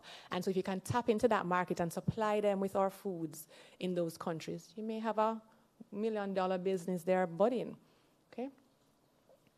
And so these are the regular countries that are in CARIFORUM. But just to say that it's important to know, as I said before, the other countries, because you can take raw material from them to help your product. So it may not be fully classified as wholly produced, well, depending on what it is. But even wholly produced, if it is that, for example, you wanted to, going back to the banana example, if it is that, or we had a hurricane, hopefully not this year, and it is that St. Lucia has a lot of bananas, you could use St. Lucia's bananas and export it to Croatia and get the same certificate of origin for wholly produced because it's taken from a country within the same agreement. So you still be able to qualify for wholly produced. One of the things the Customs Agency wanted me to point out is that one of the rules with the CARIFORUM agreement is direct consignment. And so what direct consignment means is that the transportation, they look specifically at how the goods is transported. because these preferential agreements are preferential in the sense that it's not given to everybody, they want to ensure that when the product leaves the customs territory of the originating country who would have issued a certificate of origin, it arrives to the importing country untouched. And so one of the rules of direct consignment is that even if the good is in transit, so for example, there is no straight ship from here to Croatia. It clearly has to stop somewhere else. And so what that rule is, if it stops somewhere else, they have to ensure that the customs territory in that area has control of the good, and so the good is not manipulated. And so when it gets to Croatia, they can be satisfied that it's still wholly produced coming from Jamaica. And so similarly, we have an agreement with the UK. Same rules apply for both the EU EPA and the UK EPA. And this is the information for the Jamaica Customs Agency. Should you need more information if you want to trade using any of the EPAs, the EPA with the EU or the EPA with the UK. So we now move on to verifying our product analysis. So what happens if you're interested in a good? A lot of times you probably don't know if it meets the rules of origin requirement. And so what you may want to do first is to call the trade board to get some kind of guidance. After you've been given that guidance, you'll be asked to complete a product analysis form. Pretty much the form speaks to your details as to the name of the entity that is seeking to export. It does not have to be a company. It could also be a sole proprietor or an individual. There are no restrictions in that regard. You would speak about the product that you are seeking to export. I wish this was bigger. I'm not too sure. It's not very clear. But you could also, I can see it better here. You'd speak to the materials, so what the trade board would do, but you would know this from before, right? Because you want to call the trade board first before you actually complete the form. It speaks to the materials. You want to divulge what materials you've used. And this is important, not to hold your secrets as to how your pepper sauce tastes different from somebody else's, but really because we have to ensure that the ingredients that make up your pepper sauce qualifies for the rule under the agreement. And so there's one standard form for all trade agreements that we administer certificates of origin for. So it makes no sense really going through this form per se because we can't really see it. But just take home the point that you will be required to disclose where you get your material from. If it's a local product, you'll have to show the receipt. If you get it from overseas, you'd have to show the invoice. Am I correct, Ms. Butler? The invoice, you'd have to show the invoice to reflect where you got it from, so the trade board can look back into that invoice. Because remember, at the end of the day, we have to ensure that whatever ingredients you're using to make the final product, that it qualifies under the given trade agreement.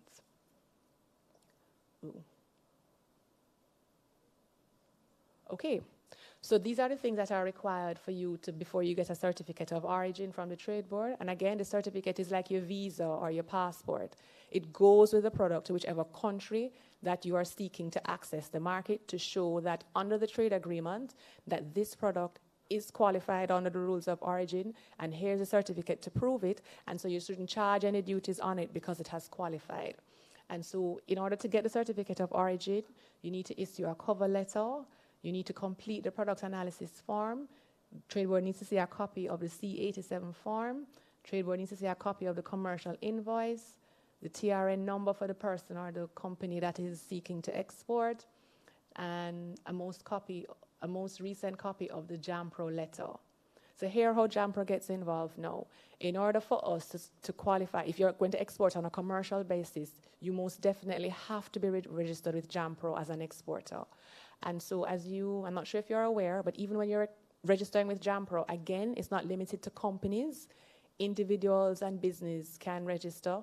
So don't be afraid because you're like a small entity operating in your backyard that you think that you won't be able to register and become an exporter. You can, right? You can just go on JAMPRO's website, which is given here, and you can register, and they will tell you what documents are required, and then to ensure that you're an exporter, they will also do a site visit to confirm that you're an exporter or that you have systems in place to export. Once that is done, we would require that letter from JAMPRO. After that is done, then you move on to step 2, which is you make contact with the trade board now because you're ready for the trade board to help you to fill out your product analysis form. After that is done, you'll complete and submit your product analysis form to the trade board. When that is accepted, if you are a first-time applicant seeking to export for the first time, the trade board will conduct a site visit. If you're fortunate enough and you're lucrative enough and you're in the business for a longer time, then we conduct visits every 3 years to ensure that your processes are still consistent with the rules. Then once all of that is done, then you go to J-Swift's website, and Dr. Blake and Carl would have spoken earlier about J-Swift. And then those are the steps now when you get on the website as to what you press. But the truth is you're not ready for those steps yet, because you have to call Trade Board first to see if your product can qualify. And these are the beautiful persons at the Export Certification Division at the Trade Board. And thank you.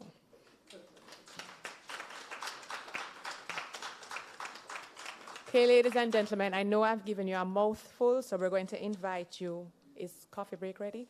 To coffee break. Unfortunately, I went over the time, so I'm going to give you a little extra 5 minutes. But I know you're hungry for more information, so I know you just want to just refresh yourselves and come back. So I'm asking if you can come back in by 10:50. And then we'll move on to the next presentation. All right? Thank you.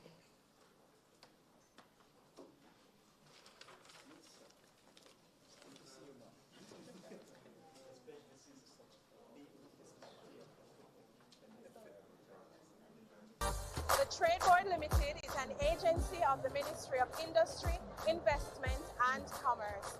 We are a silver sponsor for Expo Jamaica 2023, and we are delighted to be here.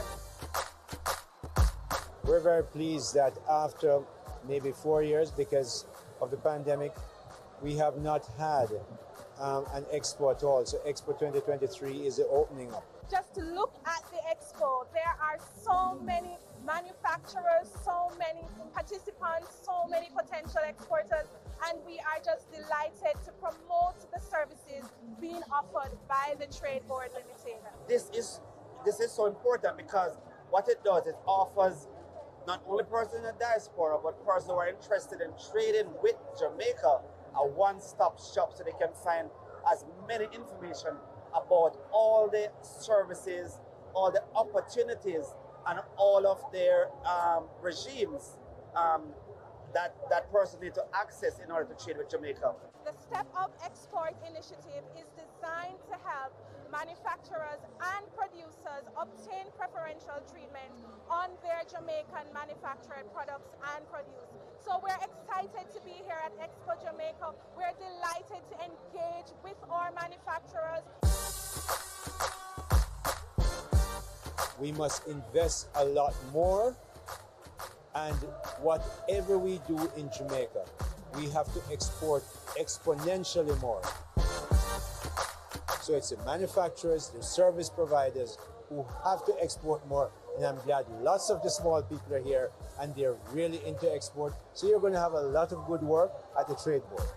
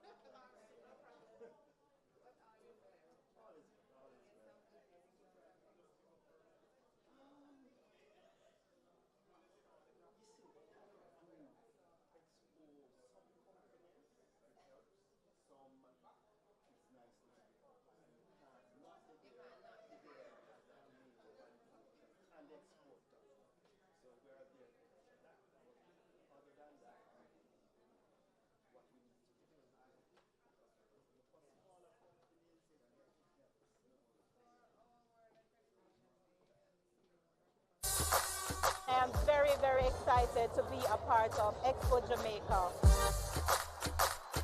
The Licensing Certification and Enforcement Division of the Trade Board deals with the issuance of import and export permits for a variety of commodities, the certification of motor vehicle dealers and scrap metal dealerships. The Trade Board Limited is an agency of the Ministry of Industry, Investment and Commerce. We are a silver sponsor for Expo Jamaica 2023 and we are delighted to be here. We're very pleased that after maybe 4 years because of the pandemic, we have not had an expo at all. So Expo 2023 is the opening up. Just to look at the expo, there are so many manufacturers, so many participants, so many potential exporters, and we are just delighted to promote the services being offered by the Trade Board Limited. This is so important because what it does, it offers not only persons in the diaspora, but persons who are interested in trading with Jamaica a one-stop shop so they can find as many information about all the services, all the opportunities, and all of their regimes that person needs to access in order to trade with Jamaica. The Step Up Export initiative is designed to help manufacturers and producers obtain preferential treatment on their Jamaican manufactured products and produce. So we're excited to be here at Expo Jamaica. We're delighted to engage with our manufacturers. We must invest a lot more, and whatever we do in Jamaica, we have to export exponentially more. So it's the manufacturers, the service providers who have to export more. And I'm glad lots of the small people are here and they're really into export. So you're going to have a lot of good work at the Trade Board.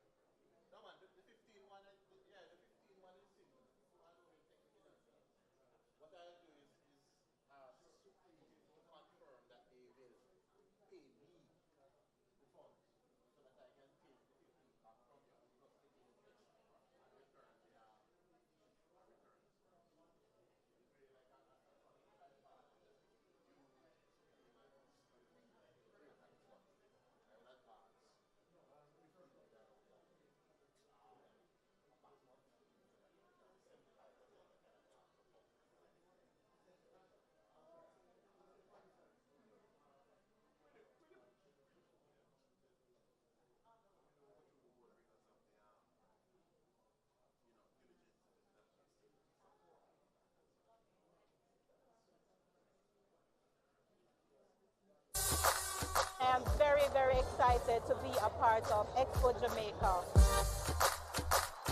The Licensing, Certification and Enforcement Division of the Trade Board deals with the issuance of imports and exports permits for a variety of commodities, the certification of motor vehicle dealers and scrap metal dealerships. The Trade Board Limited is an agency of the Ministry of Industry, Investment and Commerce. We are a silver sponsor for Expo Jamaica 2023 and we are delighted to be here. We're very pleased that after maybe 4 years because of the pandemic, we have not had an expo at all. So Expo 2023 is the opening up. Just to look at the expo, there are so many manufacturers, so many participants, so many potential exporters, and we are just delighted to promote the services being offered by the Trade Board Limited. This is so important because what it does, it offers not only persons in the diaspora, but persons who are interested in trading with Jamaica a one-stop shop so they can find as many information about all the services, all the opportunities, and all of their regimes that person need to access in order to trade with Jamaica. The Step Up Export initiative is designed to help manufacturers and producers obtain preferential treatment on their Jamaican manufactured products and produce. So we're excited to be here at Expo Jamaica. We're delighted to engage with our manufacturers. We must invest a lot more, and whatever we do in Jamaica, we have to export exponentially more. So it's the manufacturers, the service providers who have to export more, and I'm glad lots of the small people are here and they're really into export. So you're going to have a lot of good work at the Trade Board.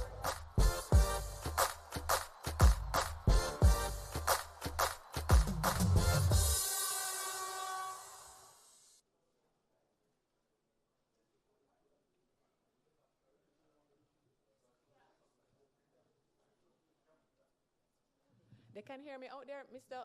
They can hear me out there, or they can.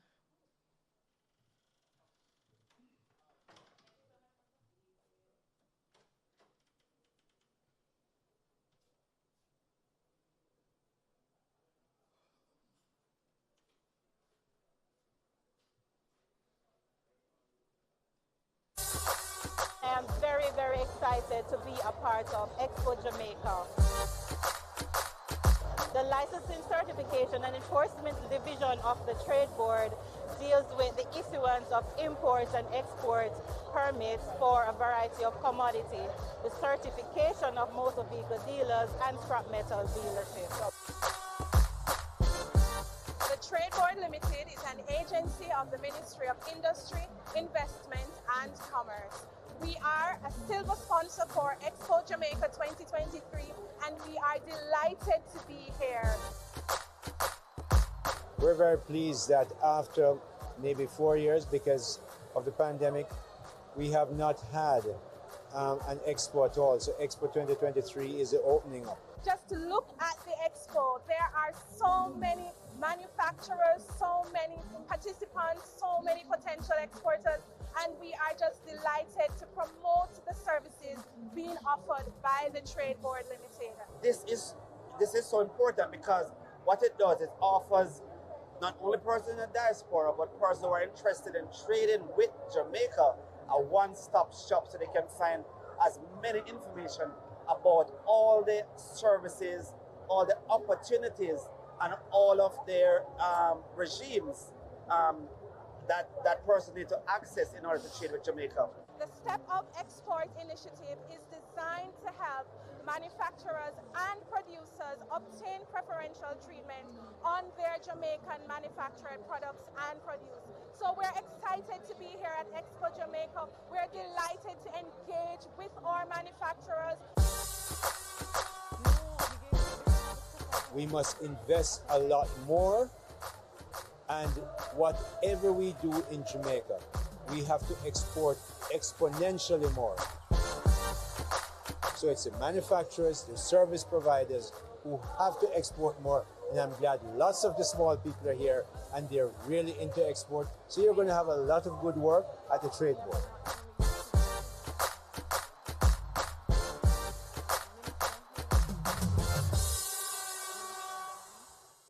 Dr. Blake, Stephen, Daniel.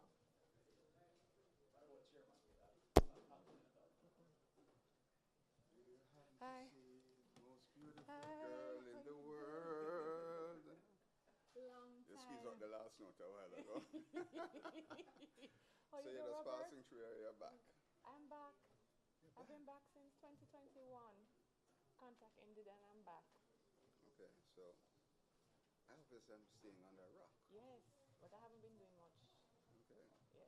That's nice. So you're back at trade board? Yeah. Excellent, excellent. So we're going to catch up. We have to. Yes. All right. All right. So we'll sing happy birthday. Okay. Yeah, my At the officer, end. happy birthday. All right. I will. Okay. Ladies and gentlemen, welcome back.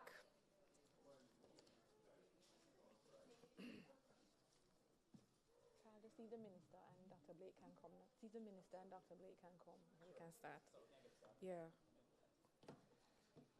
Well, how we are with time?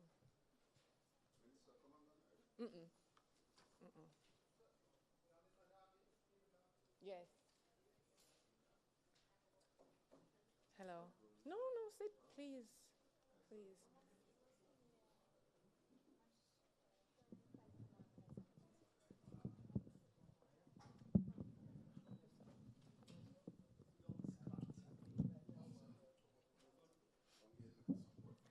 Ladies and gentlemen, welcome back. I don't know, but I hope so.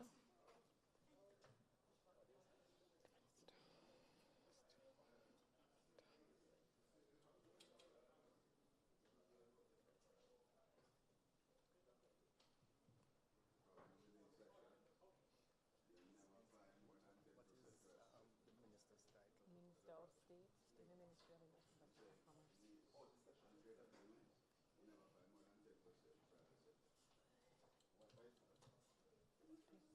You can just make Dr. Blake, you can take Dr. Blake to come. Carl.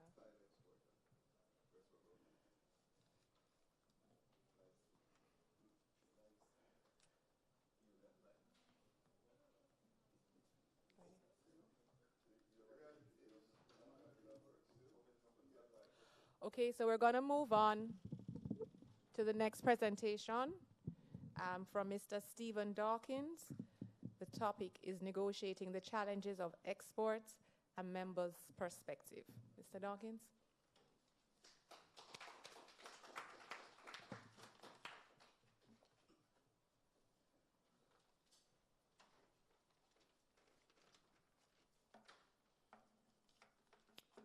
I wanted my full audience.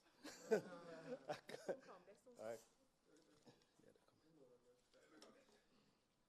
go ahead, Robert. I know you'll support me.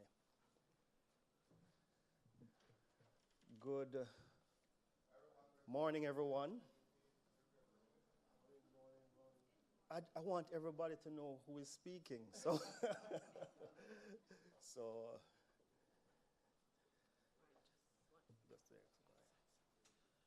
So just to recognize the minister, Minister Norman Dunn, the Minister of State in the Ministry of Industry, Investment and Commerce. Welcome, Minister. Can we give him a round of applause, please? Thank you.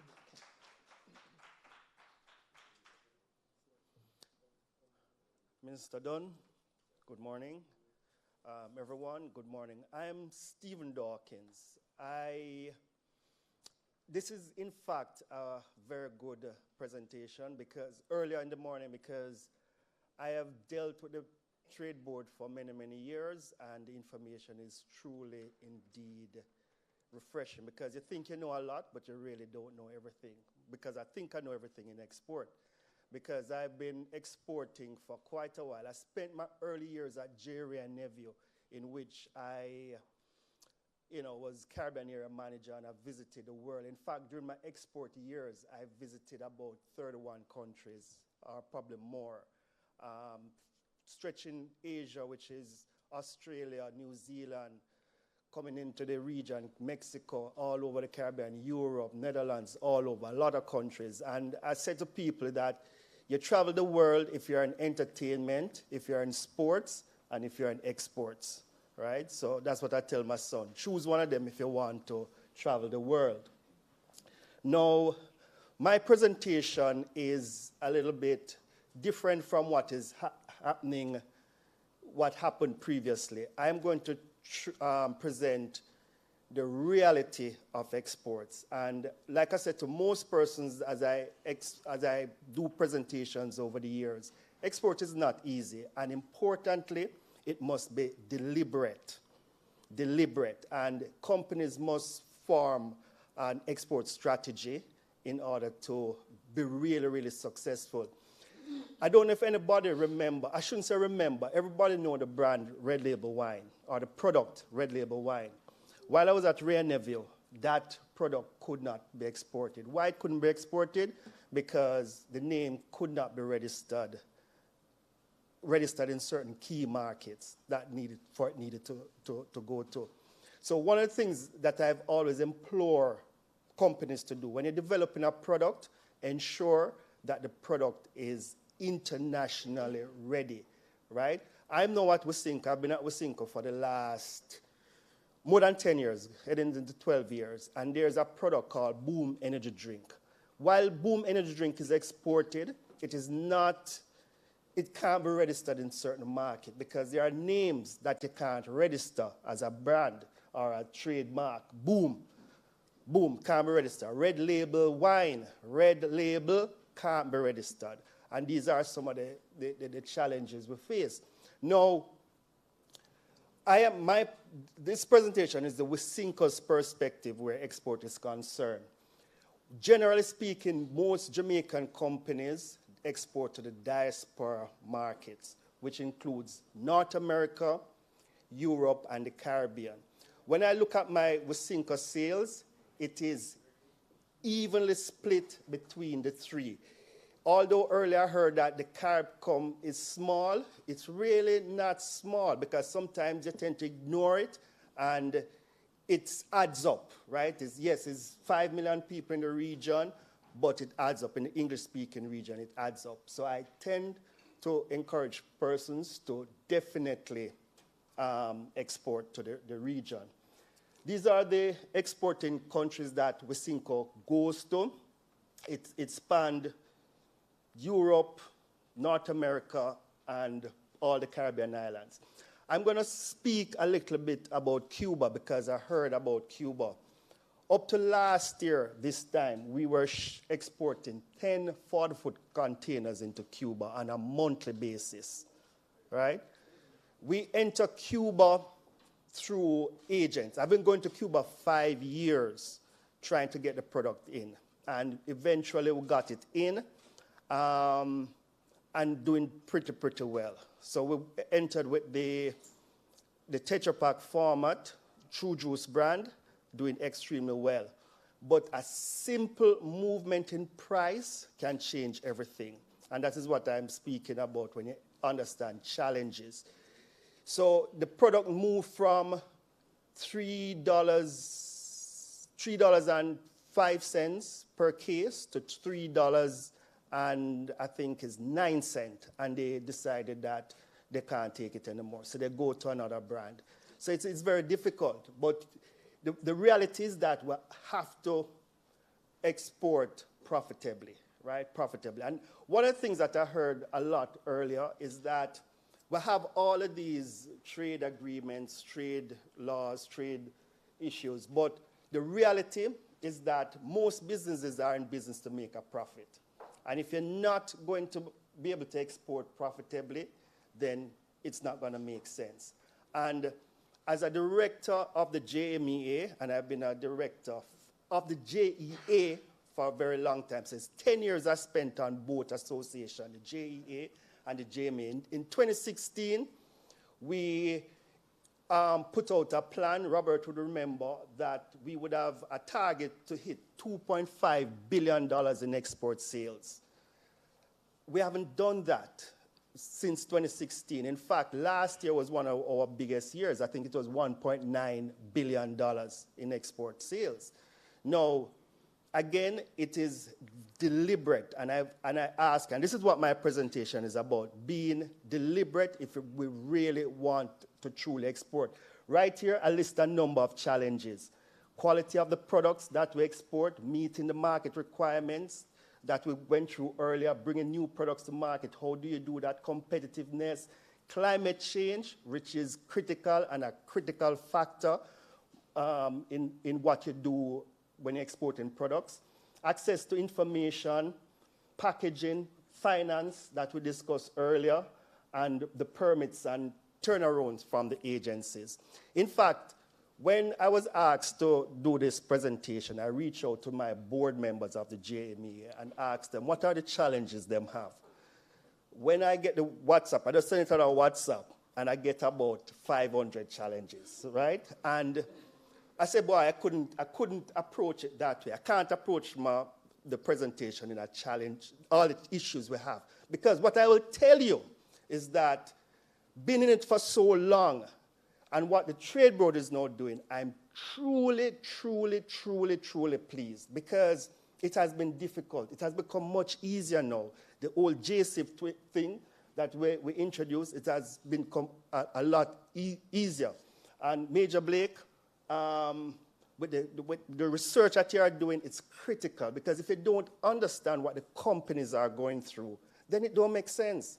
And if export is a critical element for growth, then you have to understand what it takes, right? When you look at the world and you look at the countries that are strong GDP, strong, rich countries, as the Minister Albany always says, their top 3 GDP, when you're looking at export, is either 1, 2, or 3, right? Export of the economy. It has to be that way. So we have to be very, very deliberate where that is concerned, right?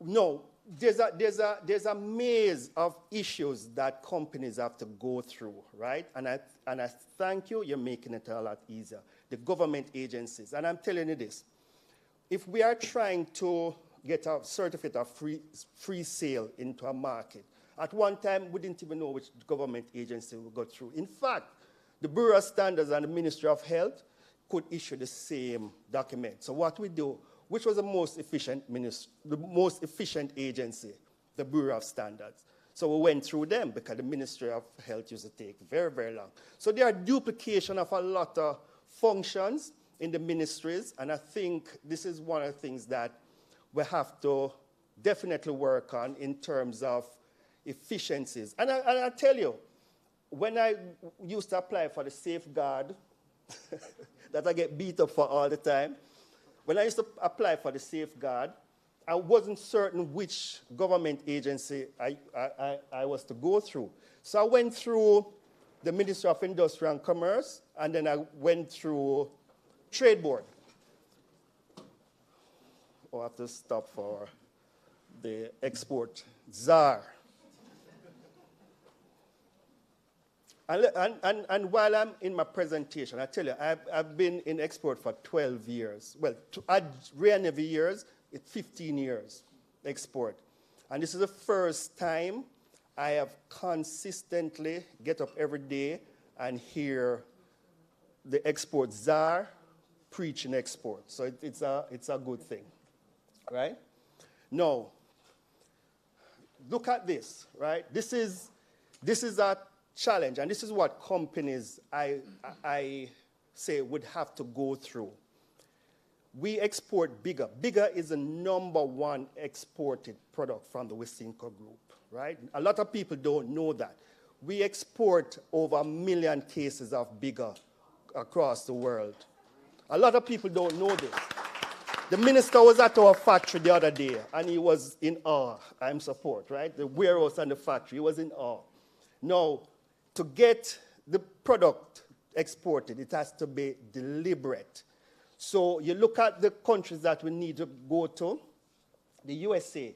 What we try to do is standardize the labels, but the labels cannot be standardized for all markets that you have to be in. So we have to print labels for different markets. If you notice, this is the Netherlands label. It has the language on the label because that is their requirement. So we have to put it there. Also, with the whole Brexit situation, what happens in the UK no longer happens in the EU. So you have to separate. One time it was one label that we could use to go there. No, we can't use both labels. So these are some critical issues that companies must face and will face in terms of their, heading into markets. And I could go through a myriad of things, but these are just some of the many, many issues. I spoke about climate change. What is happening now? You know the plastic dynamics of getting plastics recycled.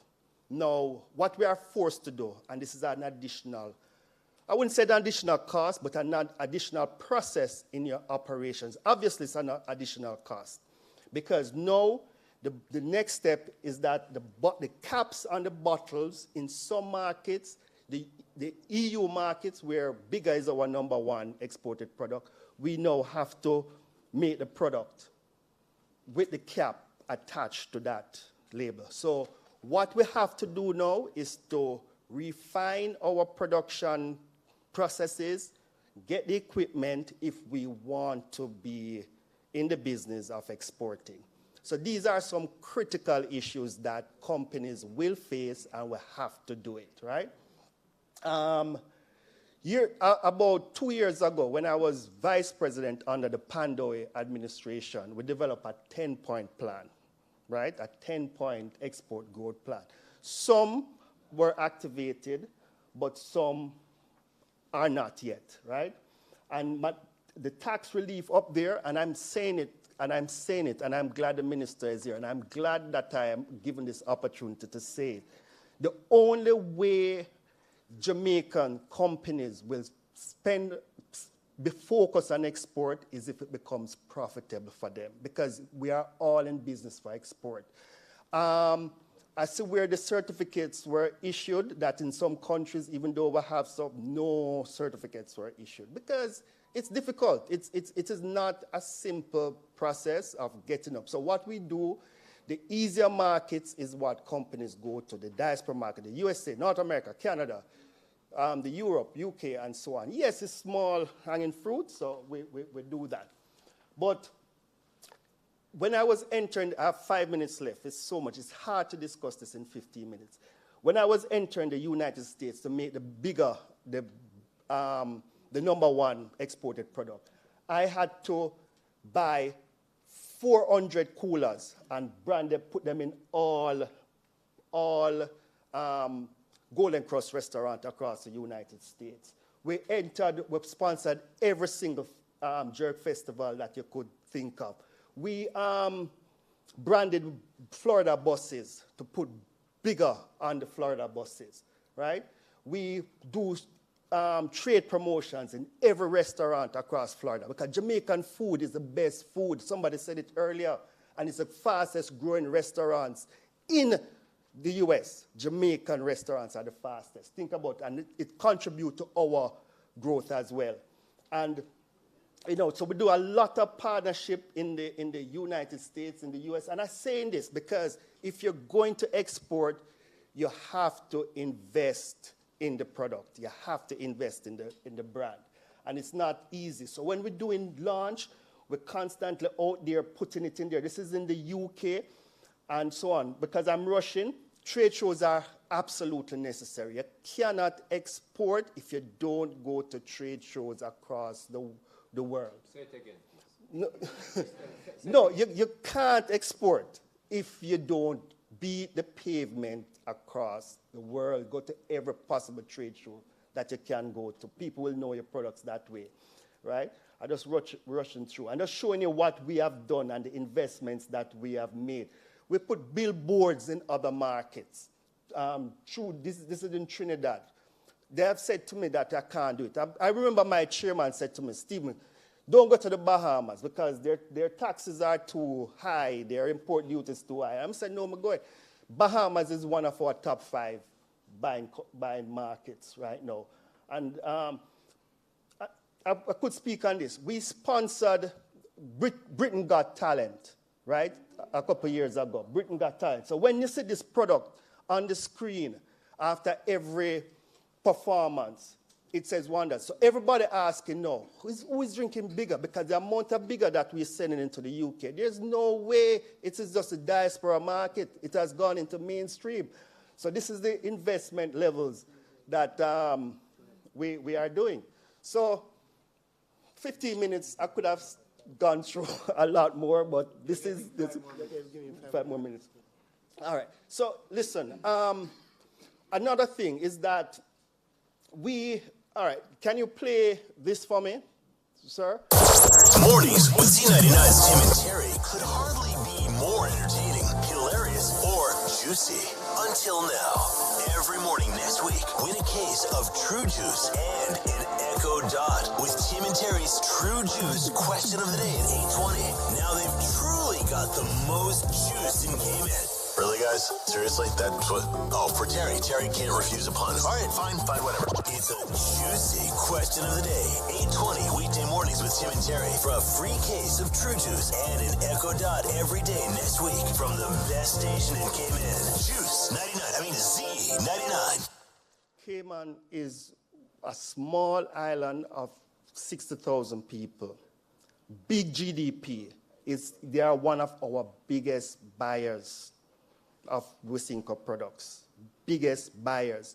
And because price in that market, so like I mentioned Cuba earlier, where just a change in price, lost the business. In Cayman, price is not an issue. Rich people live there. What's the per capita income, minister? $60,000, 60,000 US dollars. So you can't, when you're going to Cayman, you can maximize your margins into Cayman. That's what we do to ensure that we get it. But you also have to invest. So we do radio programs in the Cayman Islands. And those other sounds are for other markets. The thing I'm saying, guys, is that, yes, what the Trade Board is doing, the other agencies doing is fantastic, because what it is doing is allowing me to move the hassle of agreements from with the ministries, the Minister of Foreign Affairs, and so on and so forth, so that we can do our work, the hardcore work of beating the pavement, going on the streets, and making the products big. Thank you very much. Could have done a lot.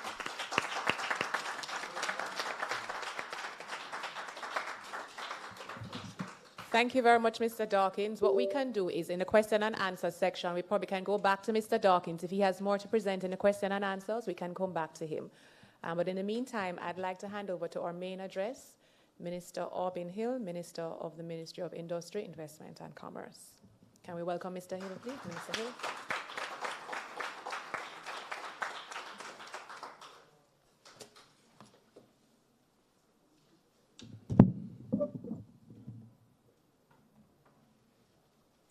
Somebody, I'm sure, will be lining up my slides for me. I had on my list here PS Sansia Temple, Benny Templar, but she's still in the PS board meeting, which I have every Tuesday. That's where they run the country from. We have cabinets on Monday, and then they run the country on Tuesday. So, Ms. Dana Ashpole, very good to see you, Dana, and in your role as Board of Director of the Trade Board. I have an announcement to make, but I can't make it until I send out the letter, so the letter will come. She will still be on the board. Dr. Major Hugh Blake. Major is retired, and he is the Trade Administrator and CEO of the Trade Board, Jamaica Limited.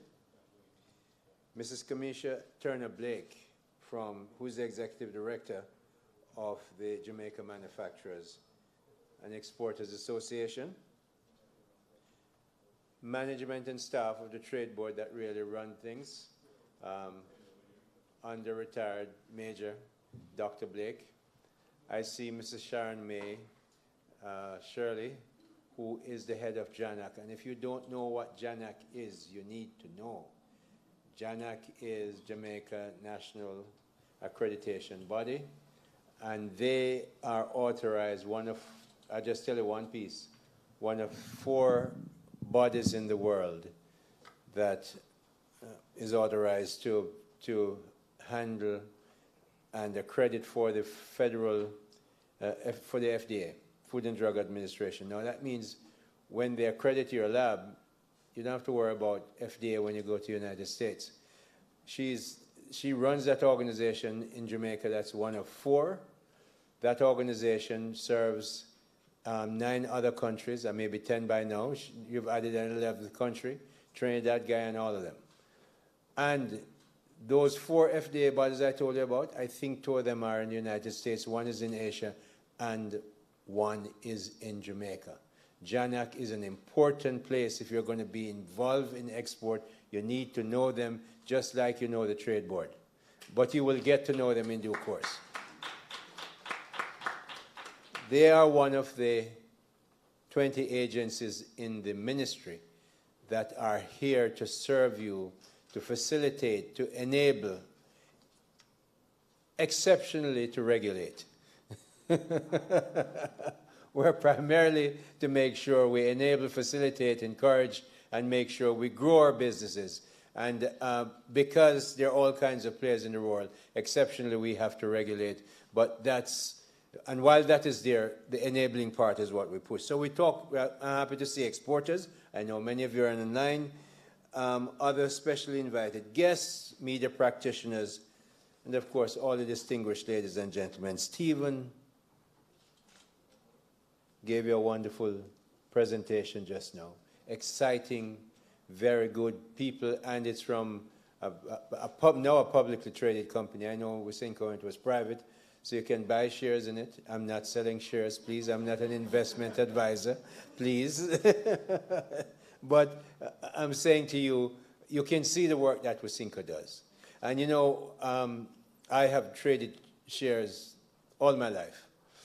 And how I used to trade shares when I go to the United States or Britain or somewhere else, I go into a business and I'm having meetings and I make sure I pick out and talk to 3, 4, 5 ordinary workers. They don't know who I am. Most times they know I'm different because I'm black. I'm in a white country, so they must know I'm different.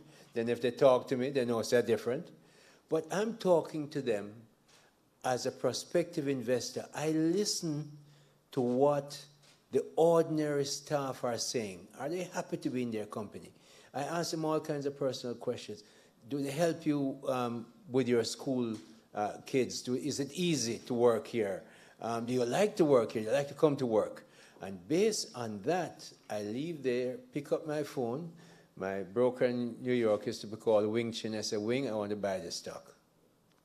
Or if I have the stock, and depending how I feel, I say, Wing, it's a sell, get out. So give him another round of applause. It was pretty stuff, good stuff, and I like that. Clearly, it's a pleasure for me to speak at the Trade Board Limited Step Up Export with Trade Agreements Dissemination Seminar. See all our banners. Listen to me now, we travel with them all over the world. I take them to Guyana, I take them to Trinidad. We're going to Atlanta in a week or so. They're going with us because we want the message to go on. Every time we take a picture or the TV camera or the video camera takes it, we get it across the world. So it's streamed. So we're changing. We did all this when we rebranded the ministry. We're changing it to make sure people understand this is Jamaica's business ministry. That's what we do. The Trade Board has achieved an important goal over the past financial year. That's 22-23. The highlight of which is the assisting of at least 105 local manufacturers. I bet you didn't know that there were so many. 105 local manufacturers, exporters, and export-ready companies in getting their products qualified for export certification within the period April 1 to 2022 to March 31, 2023. Listen to me. You hear the word? Get their products qualified for export. You can't just pick up and run up and think that you're going to get your export. You see, before you used to have the bottles, the stopper that you throw off. Now you have to have it stick onto the bottle or you can't get your product in there. So there's, and the rules are always changing. People are environmentally sensitive. People want to know that you're not using child labor in making your products. You have to package your product well and make sure you label it very well. The Trade Board helps with that. The others of our agencies help with that, and we're here at the Ministry of Industry, Investment and Commerce to help you to do that. I am cognizant that this mission was not easy for the Export Certification Unit at the Trade Board, particularly with regard to convincing their target audience to engage in export utilizing bilateral trade agreements and arrangements to which Jamaica is a party and which will ultimately contribute to Jamaica's GDP growth. Get them to convince to look at agreements. You can't even get them to talk about export. Before a couple of months ago, and I made it my, as soon as I came to the ministry and I saw the trade numbers, I said, this has to change. Now, people might talk about export, but they're not talking about it enough, and they're certainly not checking enough as to what it takes to do export. It's not just easy. So when you see exporters get rich and people buy them stocks because they talk to their employees, is work. Serious work, Steve. No, sir? Serious work. At the Ministry of Industry, Investment and Commerce, Jamaica's business ministry, it is always a pleasure to be in a space and a part of conversations that revolve around growing businesses, increasing exports, and enabling economic growth. This seminar is a very important event, and one that reflects the significance of extensive information sharing, of bilateral trade information, and gaining the benefits of growing exports exponentially. We're not interested in growing exports. I am interested in growing exports exponentially. That means big. Is what that means. Okay? Big exports. But you know, as we look at what this seminar is about, and growing businesses and so on, we need to understand that we have to understand how Trinidad trades. You have to understand how Bahamas trades, how Curacao trades. But I want you to pick up something that Stephen said. He said they told me, don't waste your time going to the Bahamas. It is, them not going to do it. Rubbish. Anybody did tell Mrs. Reed, my teacher, my primary school teacher, that one day I couldn't go to Monroe and Harvard Business School. She'd have said, rubbish. Mrs. Reed never believed in that. She'd take out her best student, prepare them for Hampton and Monroe and wherever else she send them, and make sure they go. We must not ask. In fact, whenever anything, I've always said, if they would just leave me alone, I'd become a scruff. The foolish people, them go challenge me. Yes, sir, Minister? Them shouldn't do that. Because all you do is you get my juices up, and that's when I focus. And when I focus, God bless you. Make sure you really want a war.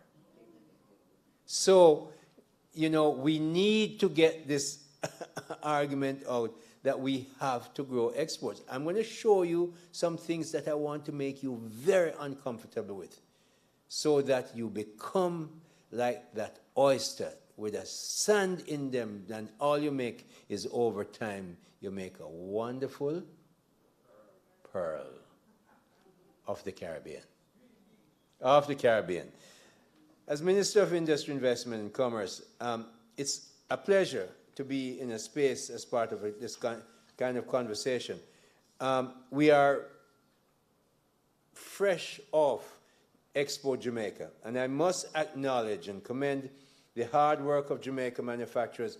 Get my slides lined up. When I say slide, it must run. I'm not into any foolishness. I don't run that place. When I say first slide, I want it. Whoever is doing it. Mind you, I have no idea how to do it because there must be a division of labor. If I can do it, how that person going to get the job? No, man. I do what I do. So, you know, I bring up Expo because I really want to commend and thank the Jamaica Manufacturers Exporters Association for putting on a really outstanding Expo 2023. Clap it. Now, something that you should really clap for is that for the first time, as I can recall, anybody could check, the Ministry of Industry, Investment and Commerce took the position of being the driving lead sponsor for that. No minister did it before. Big. I watched them at the tennis matches in Rome and Monaco and so on, and when a good shot them.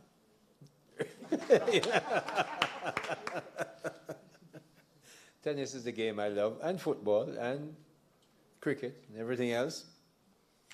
But growing Jamaica's export is vitally important.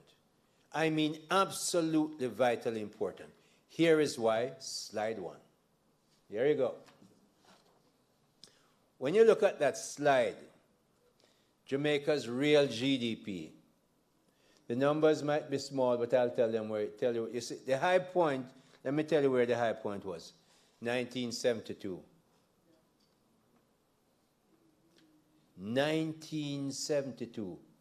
And from 1972 peak, all you can see is go down. That's our real GDP. Madness. And I'm going to bother you with that. I'm going to move to the next slide and thank the person who's put this up. It's there very quickly, very nice. Notice, no hitch, not into hitches. We're the ministry, we're the business ministry, we flow. No hitch. Okay? So, the red one at the bottom is Jamaica. Flat, like my head forward. Not going anywhere. That is our per capita GDP. So, since it's far from you, I bring a table that I'm going to read. I'm telling you already how Cayman rich. So, we have up there actually Jamaica, Estonia, Singapore, Costa Rica. Estonia is in the purple one. Singapore is the one at the top in the gray line, way above everybody else. Singapore is one of the highest GDP in the world. They have 5 million people, 5.7 million people, and they were as poor as Haiti could never believe. I'm telling you. When Lee Kuan Yew took over, nothing was there. I mean, absolutely abject poverty. Them not have no iron ore. Them not have no gold. Them not have no platinum. None of those things. Them had some poor people and they weren't even well educated. Well, Lee Kuan Yew changed that. So Singapore is at the top there. Costa Rica is the yellow one. Israel is the dotted line. That's the second one from the top. That's how high their per capita GDP is. But let me bring it down to earth right now. I'm going to run down this. And I want you to be very upset when I finish. Because I want pearls made in Jamaica. Bahamas, and I'm using per capita GDP in constant 2015 US dollars. The economists will get it.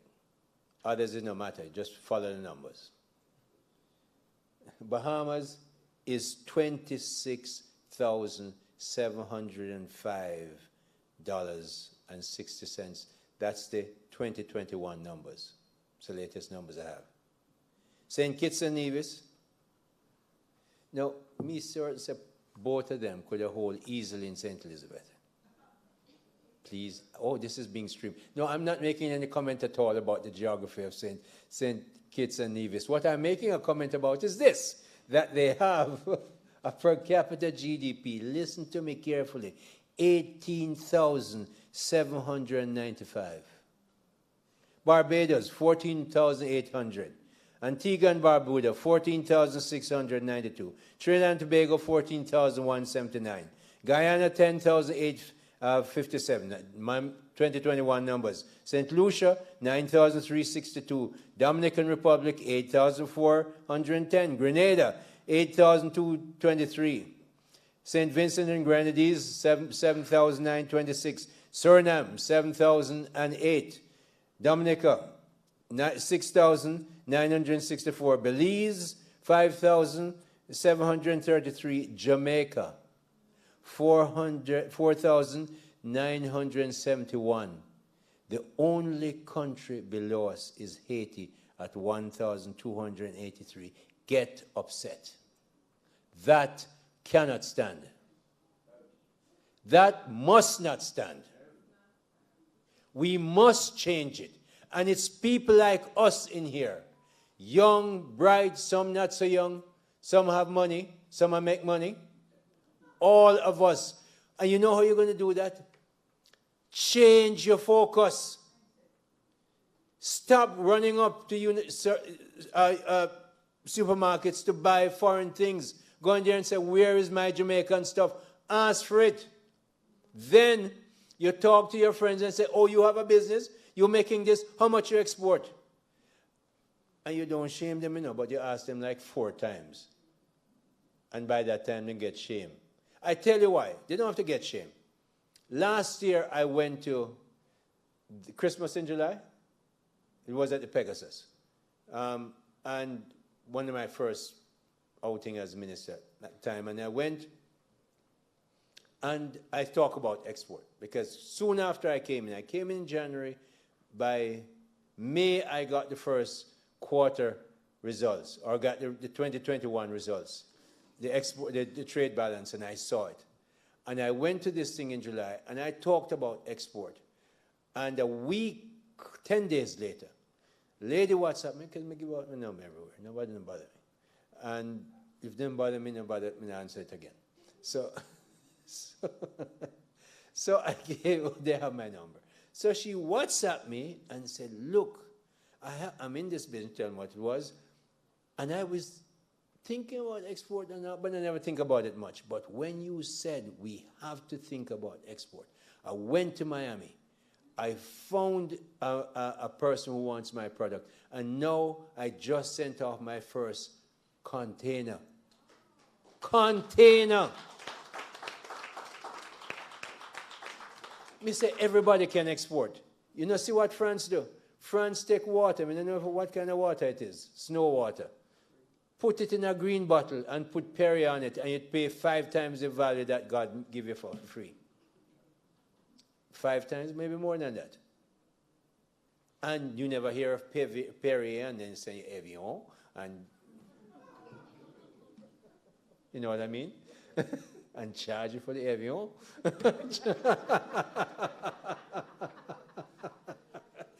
We can create things. They don't know about bananas when we turn up with free things. In other words, guys, we have to get creative, but we have to focus. Why do I say focus? As I told you, I play tennis. And I want you to think, you know the names even if you don't watch a game. Federer, Djokovic, and Nadal. Now is different people. Iga Swiatek is running the women them nuts. And Alcaraz is king at the top. We'll see if he makes the French. But if you want to fix your forehand, the reason why they travel with a coach, they are the top of their game.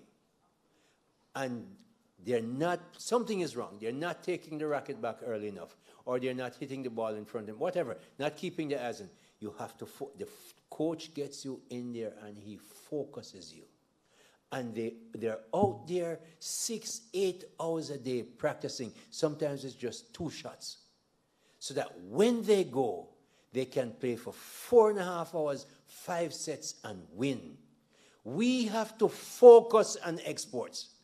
We have to focus everything we make. We say how we get it export. And not just think about yourself.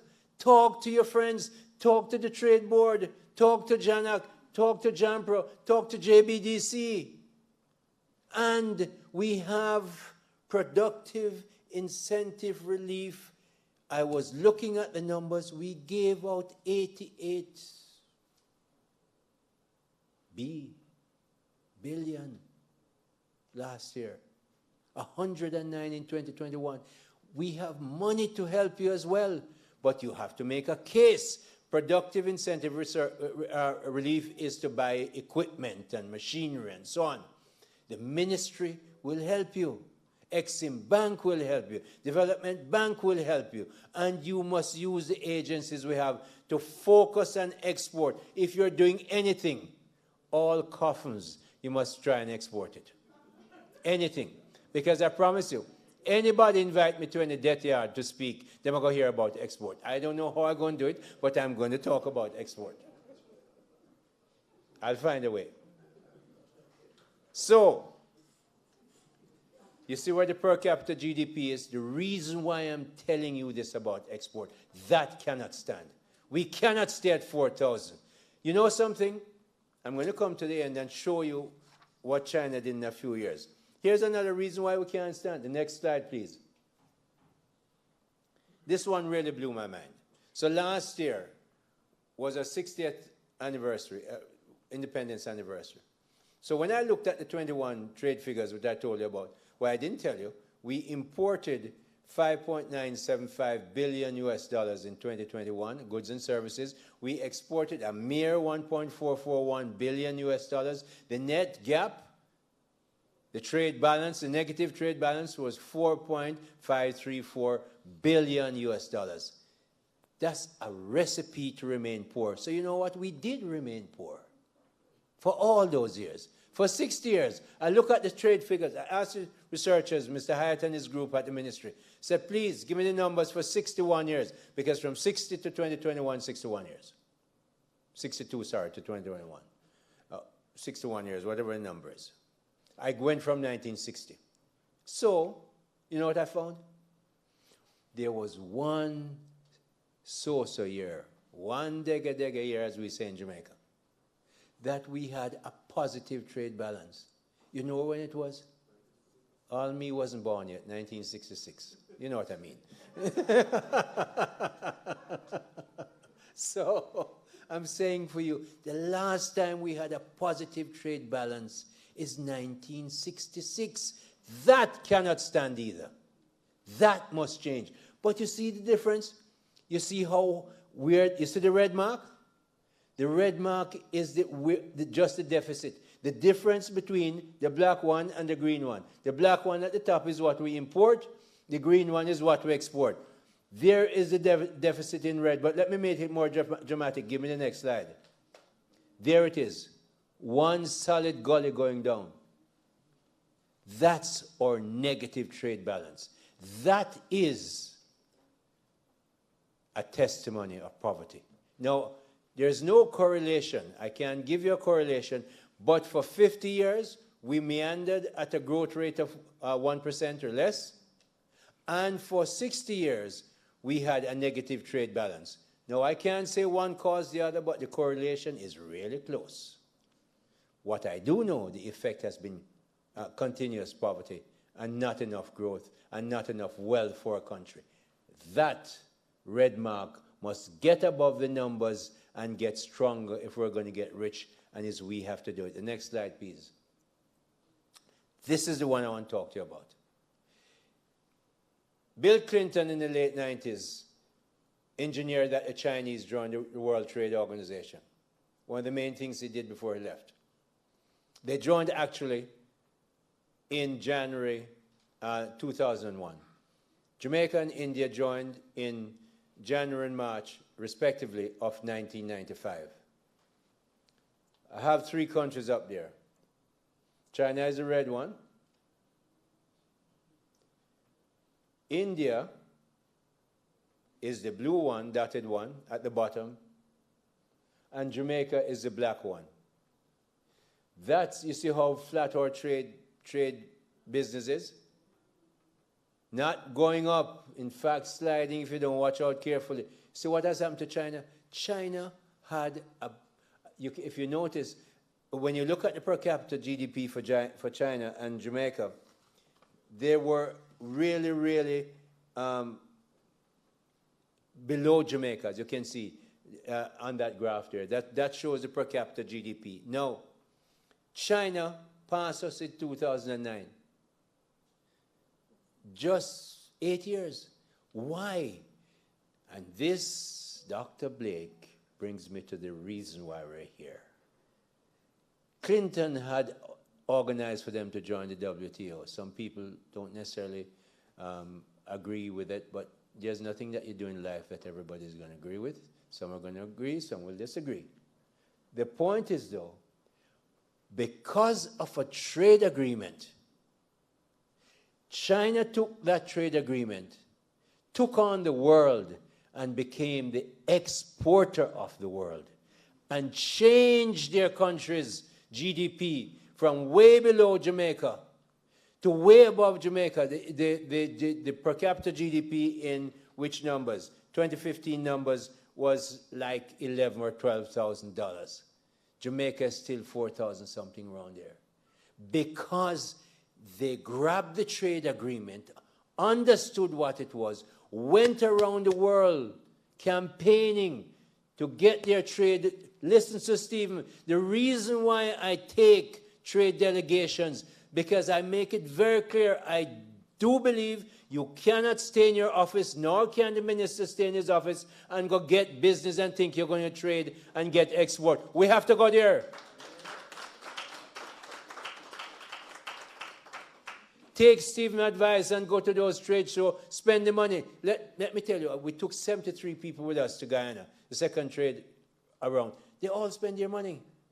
And they come back and they're excited. They're out there spreading how you must go to Guyana and how Jamaicans must go. And I'm telling you, Guyana is a big part of the future of Jamaica. Rich country. So I'm saying to you, please, China did it. Now, what I'm encouraging you to do is make sure you understand this trade agreement. And Dr. Blake, I'm so happy you're going to do this because you're going to continue. You told me, I know you're your chairman, deputy chairman, must carry this message even as we go to the country with the MSMEs. But you have to have seminars. And you know what? You go out and look for ordinary little people who are not thinking of export. Bring them in. Bring them in with the buses. Give them the food. At least lunch. Coffee break is all right. Bulla if you can't afford bun. Okay, no, but seriously, we'll do better than Bulla.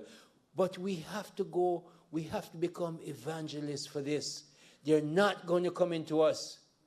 It's like going into a big bank. Them now go NCB and Scotia. It's threatening, and I used to run NCB. I know. We have to go to the waysides and the bylines. Oh, you know your Bible? You read it? Or you hear somebody say it? All right. Go to the highways and byways, mainly the byways in this instance, and bring them in, Dr. Blake. And get our people, if we're going to change what I show you up there. You know, I know Stephen will give you pretty pictures. I want you to give the ones that must make you disturbed to change, so that what Stephen is telling you about, you'll get on that train and plane and go do it. So I think I've given you enough to think about and to do something about. We have all kinds of a trade agreement. We have what they have here for me, Dr. Blake. We have United States, through the Caribbean Basin Initiative, Generalized System of Preferences, CARIFORUM EU Economic Partnership Agreement. They're here this week with Minister Johnson Smith. The CARIFORUM UK Economic Partnership Agreement, Canada, CARIBCAM, and with other English-speaking Caribbean states. around Costa Rica, everybody. CARICOM has bilateral trade agreements with Cuba, Guatemala, Dominican Republic, Costa Rica, and Venezuela. When you export to any of them? I went to Dominican Republic recently, took a trade mission. How many of you go? When are you going? We must study these many trade agreements to grow our exports exponentially. That means bigly. Sorry, big.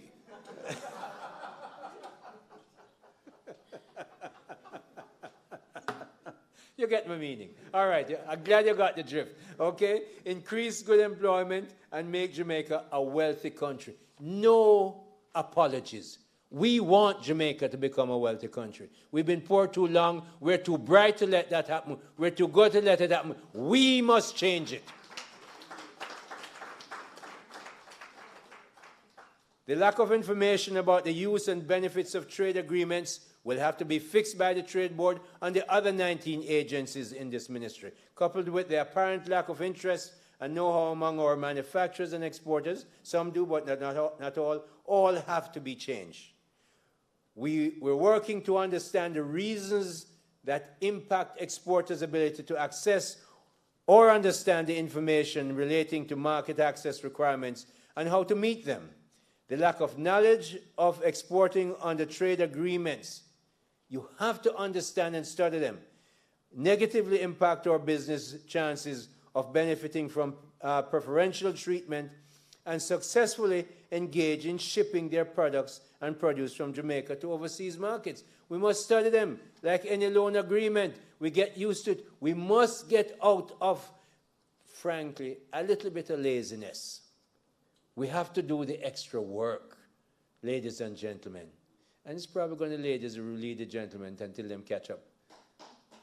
Where you clap for? Uno men, uno can't clap. Anyway, we all of us, men and women together, must work together to make this work for us. The Step Up Export with Trade Agreements initiative is a relevant, timely program that has placed the TBL in the right place to support the mission of export-led GDP growth. We have to do that. Manufacturers, exporters, and farmers, you are being afforded the opportunity to learn how to benefit from duty-free or duty-less shipments of locally manufactured products and services. This forum was designed especially for you. If we are to become a wealthy developed country, we must export to many more wealthy countries. Yes, Cayman, Bahamas, Turks and Caicos, United States. What's wrong with Israel? Take them on, because if you go to Israel, you have to be very good. So you know you're going to be very good. So we do it. We must export to many more wealthy countries. We cannot continue to trade only among our 3 million relatively poor people, and I gave you the numbers. So no one could quarrel with me. We're near the bottom. We must rise to the top. I'm not even interested in the middle. It's going to take time. It doesn't happen overnight, but we have to start now. Trade Board is doing it. JMEA is doing it. PSOJ is doing it. And the Ministry of Industry, Investment and Commerce, Jamaica's business ministry, is doing it as well. To the Export Certification Unit at the Trade Board Limited, I look forward to increased initiatives and engagements with exporters and potential exporters to step up export with trade agreements. Step up export with trade agreements. You, Dr. Blake, and your team have established programs that are designed to achieve the big, hairy, audacious goals pronounced from Harvard Business School as BHAG. So when you hear me BHAG, say BHAG, no, I have to tell you again, big, hairy, audacious goals, big ones, not small ones. And I implore all other agencies under the Ministry of Industry, Investment and Commerce to take on the mantle and encourage, you're setting a good example, Dr. Blake, encourage manufacturers and creators of services to step up export. Thank you to the Trade Administrator, Dr. Blake, you and your team, the JMEA team, Mr. John Mafood, all of you guys, let us collaborate to grow our exports exponentially big and make Jamaica the wealthy country it must become. Thank you very much.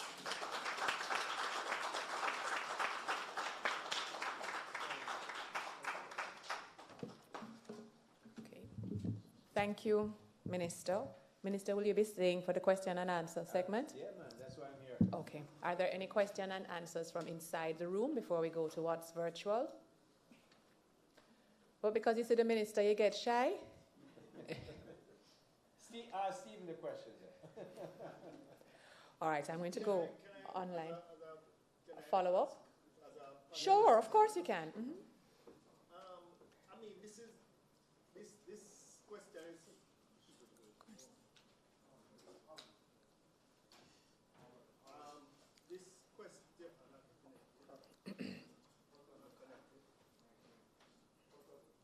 Yeah, this question is to the minister, really. I haven't been in the JMEA because while I was at the JEA, I was one of the lead on the JEA side to merge JMEA, right? Policy direction as government, what is that single element that you think would change the ball game in getting businesses and the populace generally to move exports? It's really a policy decision, I believe. You know something?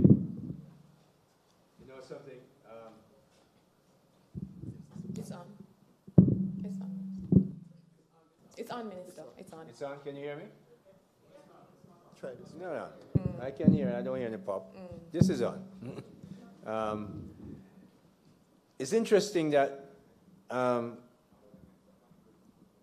most anytime we have something like this, we will start with the government. And the government sets the playing field. We say, hello? All right. We say that tax rates are this.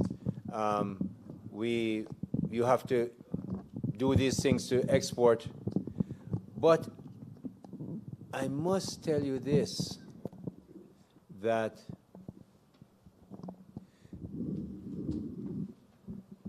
governments tend to follow businesses. What we want are two things. I want businesses who haven't even thought of export. You think about, you've been in this business a long time. There's a time when Wisynco didn't export. Okay? They have to get there. We want now businesses that when they start on day one, think of export. We don't do that enough. We start and say, oh, we're going to compete with Grace, and we're going to compete with this. I don't want to compete with Grace. I want you to compete with General Foods. I want you to get your stuff in the United States and sell it, or whichever big market we want to go to, Trinidad, Guyana, Bahamas, wherever. We have to change the mindset of business people in Jamaica. And I mean big and small. Because you know, Steve, and many of my colleagues in here, you never thought of export for a long time. You're exceptional because you've been in that business. It has been your business. Okay? They invited you to Wisynco because of your export expertise. If they were to put up ads, they couldn't find 15 of you of that area from which to choose one. They never existed. We never talk about export. So while I'm going to come back to the government, because I know the government has a role to play, but I am so much from the private sector that I know I've been in the banking business in 9 different countries. The banks are always ahead of the regulators. We create products, and they come sometimes, they create some ones that cause FTX, cause some serious problems. But the regulators generally have to follow the marketplace. So the marketplace is why I'm out here, and I'm glad I'm from that place, to say it's you who must think about export. The government can't tell you, I can't tell you go think about export or come in and do your export. You must think about it. You must say, this is I want to export to the UK. You know, I was at Jamaica the other day, and they had me launch a new product that was going to be launched in the UK and Jamaica at the same time. And when I saw that packaging, my gosh, I was amazed. Young lady who grew up with her uncle or her father and started to export the products to the United States, to Britain, and it is fantastic. But the packaging that she had to go through and all that stuff, she had given it great thought. I don't think she was more than 29 or 32. But that's when you have to start thinking of export. That's the private sector side, because really, it's private sector who run business. And I keep telling everybody, I'm going to say it again, is you guys pay my salary, and the Prime Minister's, and the Minister of Finance. And when we play GCTs, because you pay us. So me I have no doubt about where the money comes from in Jamaica. That's why I'm out here with you, supporting you and making sure I enable you, because I want us to get rich, and it's only you can do it. No, government side. I asked for your presentation because I see you have some tax things up there.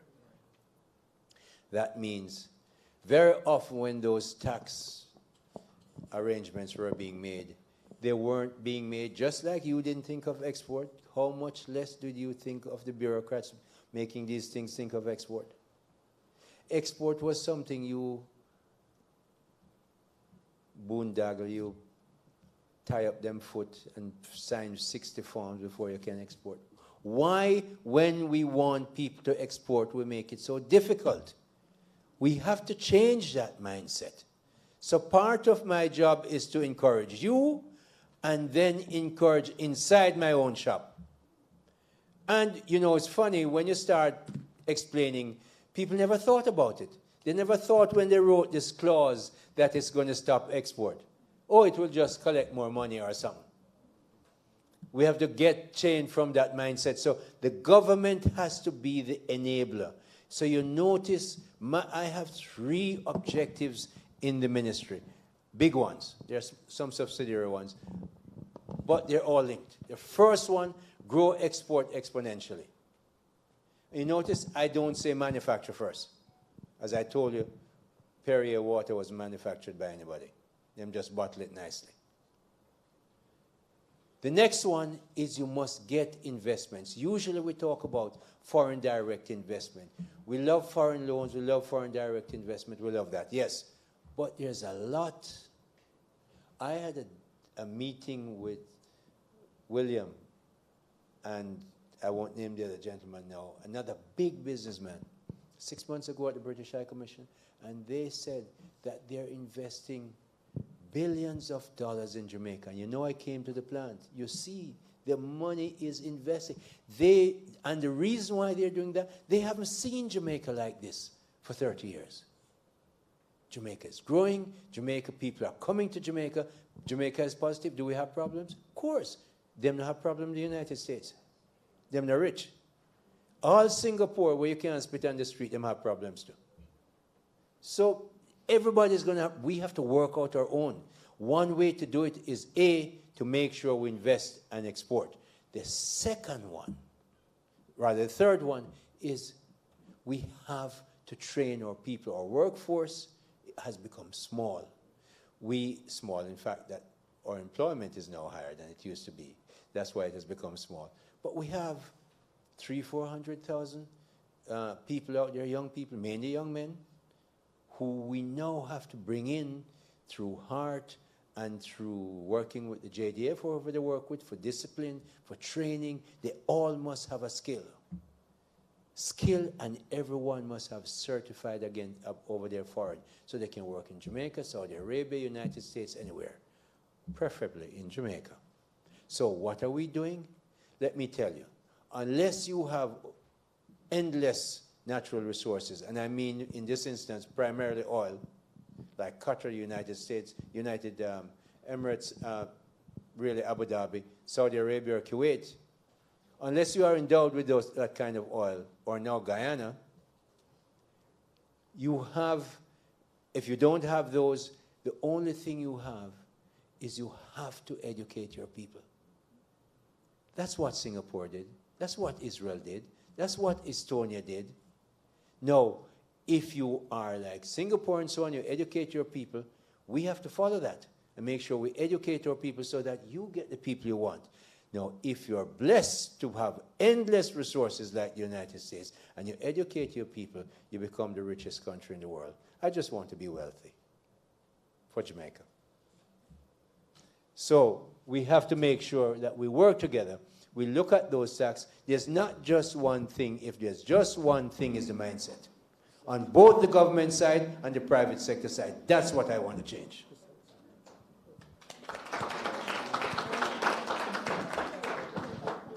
Are there any more questions?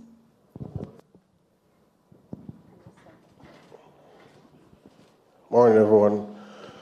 My question is to Senator Hill. I'm good. Who are you? I'm Keena Thomas. From which entity? Seraph Pro. That's my business. But my question is, should or must the Chinese one overtake the US dollar as the world trading currency? What do you foresee as an impact on Jamaica's export? There are two sides to that argument. Let me tell you something that really actually did happen.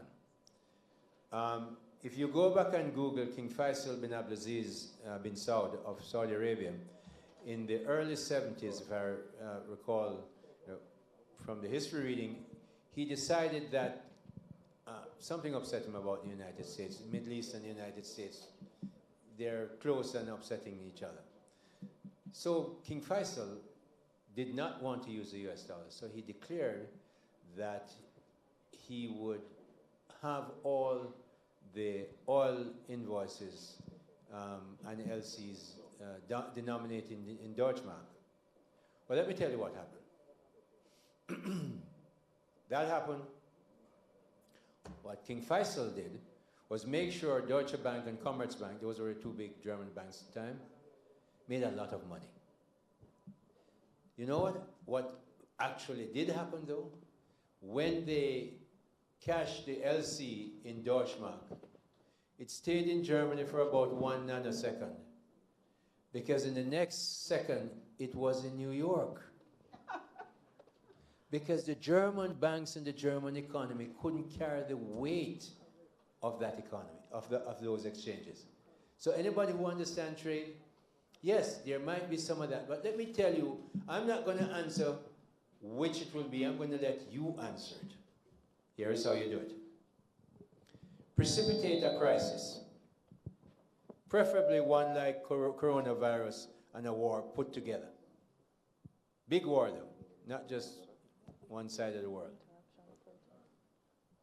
And then you look at where the Chinese, who can, the Saudis, who will, the Russians, who can, the British, who can and probably will, the German, who will, see where they put their money in a crisis.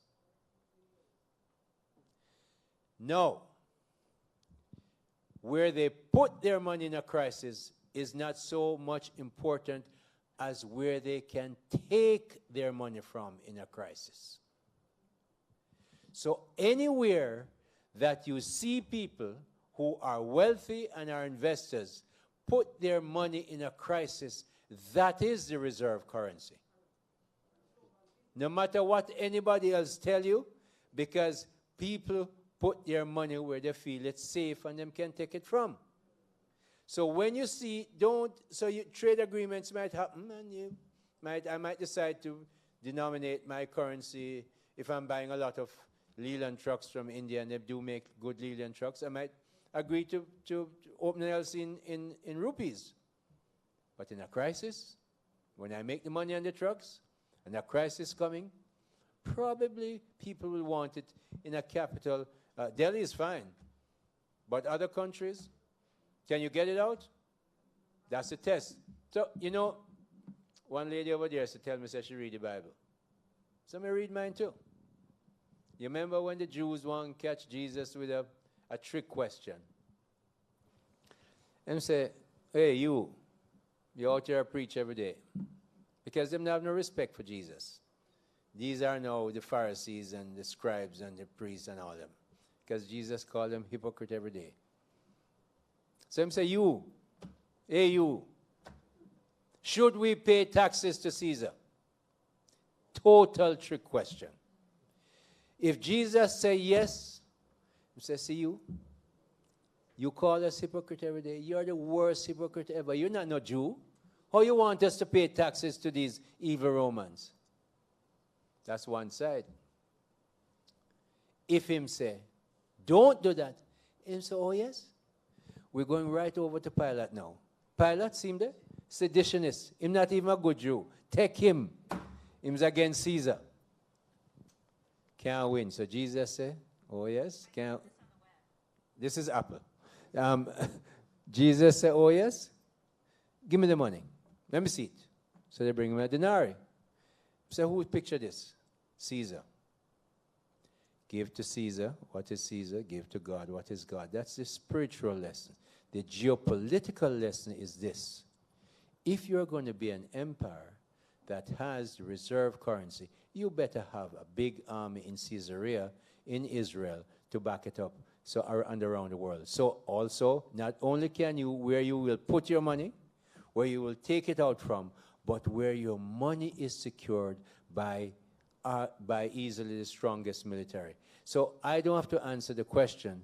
You make the decision when you have all that money you're making from your private sector business. When you decide now that there's a crisis, where am I going to put it? You tell me where you're going to put it. That's the reserve currency. Get your answer? All right.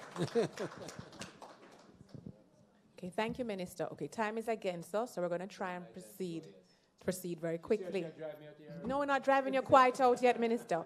So I have a question, which, Minister, since you're so au fait with banking, perhaps it was geared towards you. From YouTube, from Brother Son on YouTube, he asks, or she asks, how will the changing world economy that is shifting away from fiat currency, backed by credit and nothing else, have an effect on our country? It's largely a similar question. They're saying fiat currency because it's not backed by gold. But you know, it's interesting what has happened. The geopolitics, because Russia's currency is supported by, you know, gold, platinum, coal, oil, and oil, you know, gas. The Chinese economy doesn't have the same kind of mineral support. And you remember the graph I showed you? Before 2000, up to 2009, Jamaica's per capita GDP was higher than China. You know how China changed that? By trading. Who are China's two biggest trading partners? The United States and EU. People also ask me about, what about if China pull out their debt from the United States? They buy U.S. treasuries.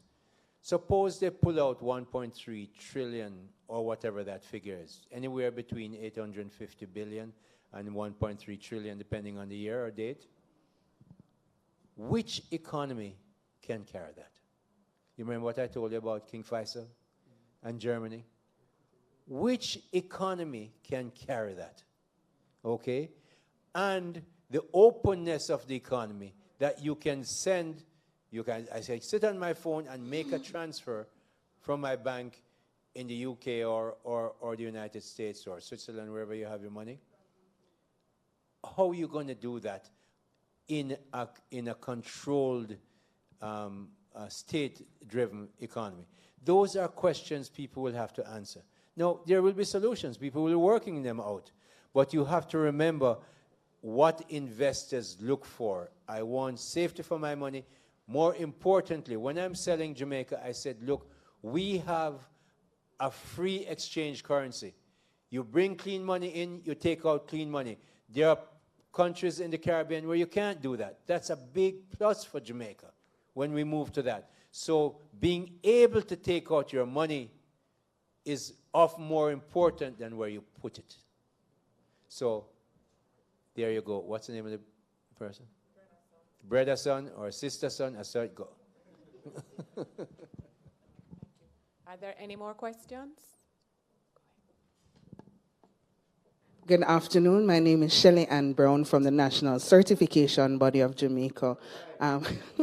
One follow-up question for Mr. Dawkins. You spoke of the success journey and you mentioned the other elements, but in terms of certification, how did that assist in opening up markets for Wisynco?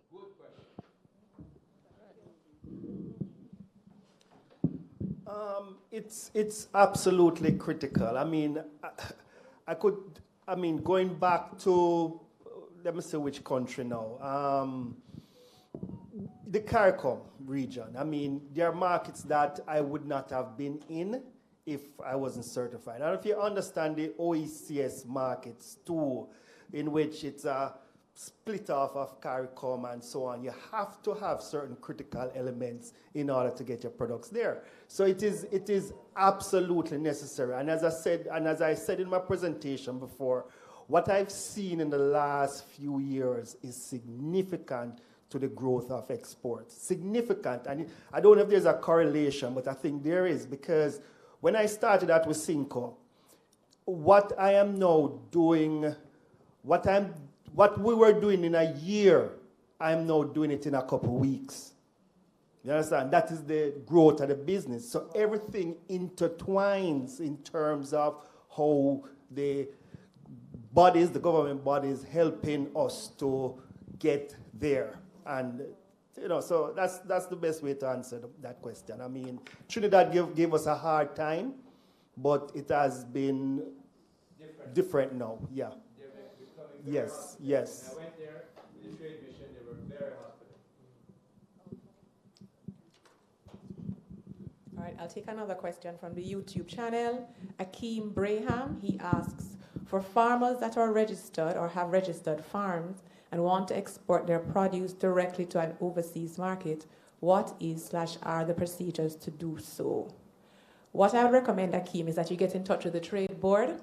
The number is 967-0507 and ask for the export certification unit and they will assist. Give the number again.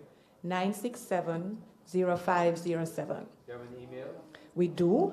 We have several. I'll give you the one for the director, which is J. Butler, JBUTLER @tradeboard.gov.jm. The portal, right, which we're going to sing. I've been informed that today is actually our portal's birthday, Dr. Minister. Yes. We want to wish JT a happy 4th birthday, Carl? Yes. 4th birthday for JT. How do they get to the portal? They get to the portal by... Jamaica Trade Information Portal.gov.jm. So that's Jamaica Trade Information Portal.gov.jm. Jamaica Trade Information Portal.gov.jm. Great. Are there any more questions before we come down to an end? Okay. Thank you all very much. Okay. Thank you, Minister. So whilst the Minister is leaving, just before we come to an official close, I would just like to say, based on what the Minister has said, the takeaway I have gotten, which I'd like to share with you, broken down into the mindset. Not many entities are as big as Wisynco, and so we want to ensure that we're not only catering to companies who feel they don't have resources, but you may have not as many resources right now to invest as Wisynco can, to say don't be deterred, but there are things that you could do that you can take away from the model that has been described by Stephen. I think all of it goes to the mindset, as the Minister said. All right, let me just wait for the photo up.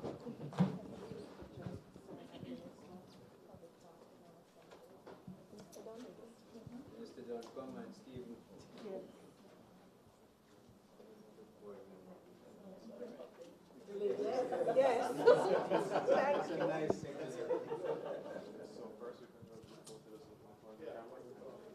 you.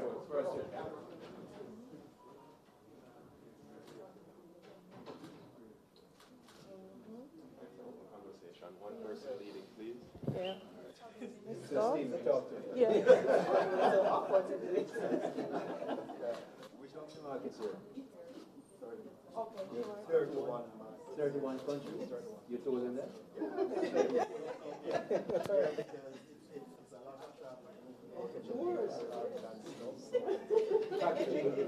Hiring. Hiring. He said he wants job. He has jobs to offer. Okay. Thank you, guys. Thank you. Thank you. Yes. All right, so before we come to an official close and we hand over to Ms. Ashpole to do the closing, I would just like to say that some of you, because I know that we have exporters who are not as large as Awisinko, and they may be daunted by what Stephen has said, but there's a takeaway that I got from it, which feeds into what the minister said, which is mindset. One of the things that Stephen mentioned, which you don't have to have money to do, or a lot of money to do, is invest in your brand. I don't know how many of you read the news yesterday and you saw a company, Mecca Moves, a shoemaker guy that he makes shoes for Capleton. And by chance, he happened to be at the expo. And he can no longer fulfill orders. And so it's just investing by being at the expo, which didn't cost as much as Awisinko's resources. That helped. Another takeaway I got from Stephen as well, where there are limited resources, is the drive. He was told not to go into the Bahamas, but he went. And so don't give up. If you have a drive, if this is something that you want to do beyond the limitations, you can go. What we've learned from the minister is get creative. So these are not things that require heavy-duty resources. So don't be daunted by the resources that Awisinko may have, and you can compare yourself. As he said, it took time to grow, and we do have small MSMEs who are listening in. So the lesson, really, the takeaway, I know when I started, I said one dege things, but we've grown to about 3 or 4 more now to say that take all of this in hold, to know that no matter how small you are, you can still become an exporter. Awesome. And so I'll invite Ms. Ashpole now to give her closing. Dr. Don, Dr. Blake, presenters, and my distinguished guest, both in the room and online, it is a privilege to have been asked to deliver the vote of thanks for this event for 2 reasons, because this is my area of interest, international trade, and also because as a board member of the Trade Board Limited, I am happy that we're here and reestablishing our position of being a premier trading entity of the government. I'd like to thank all the persons who contributed to this event.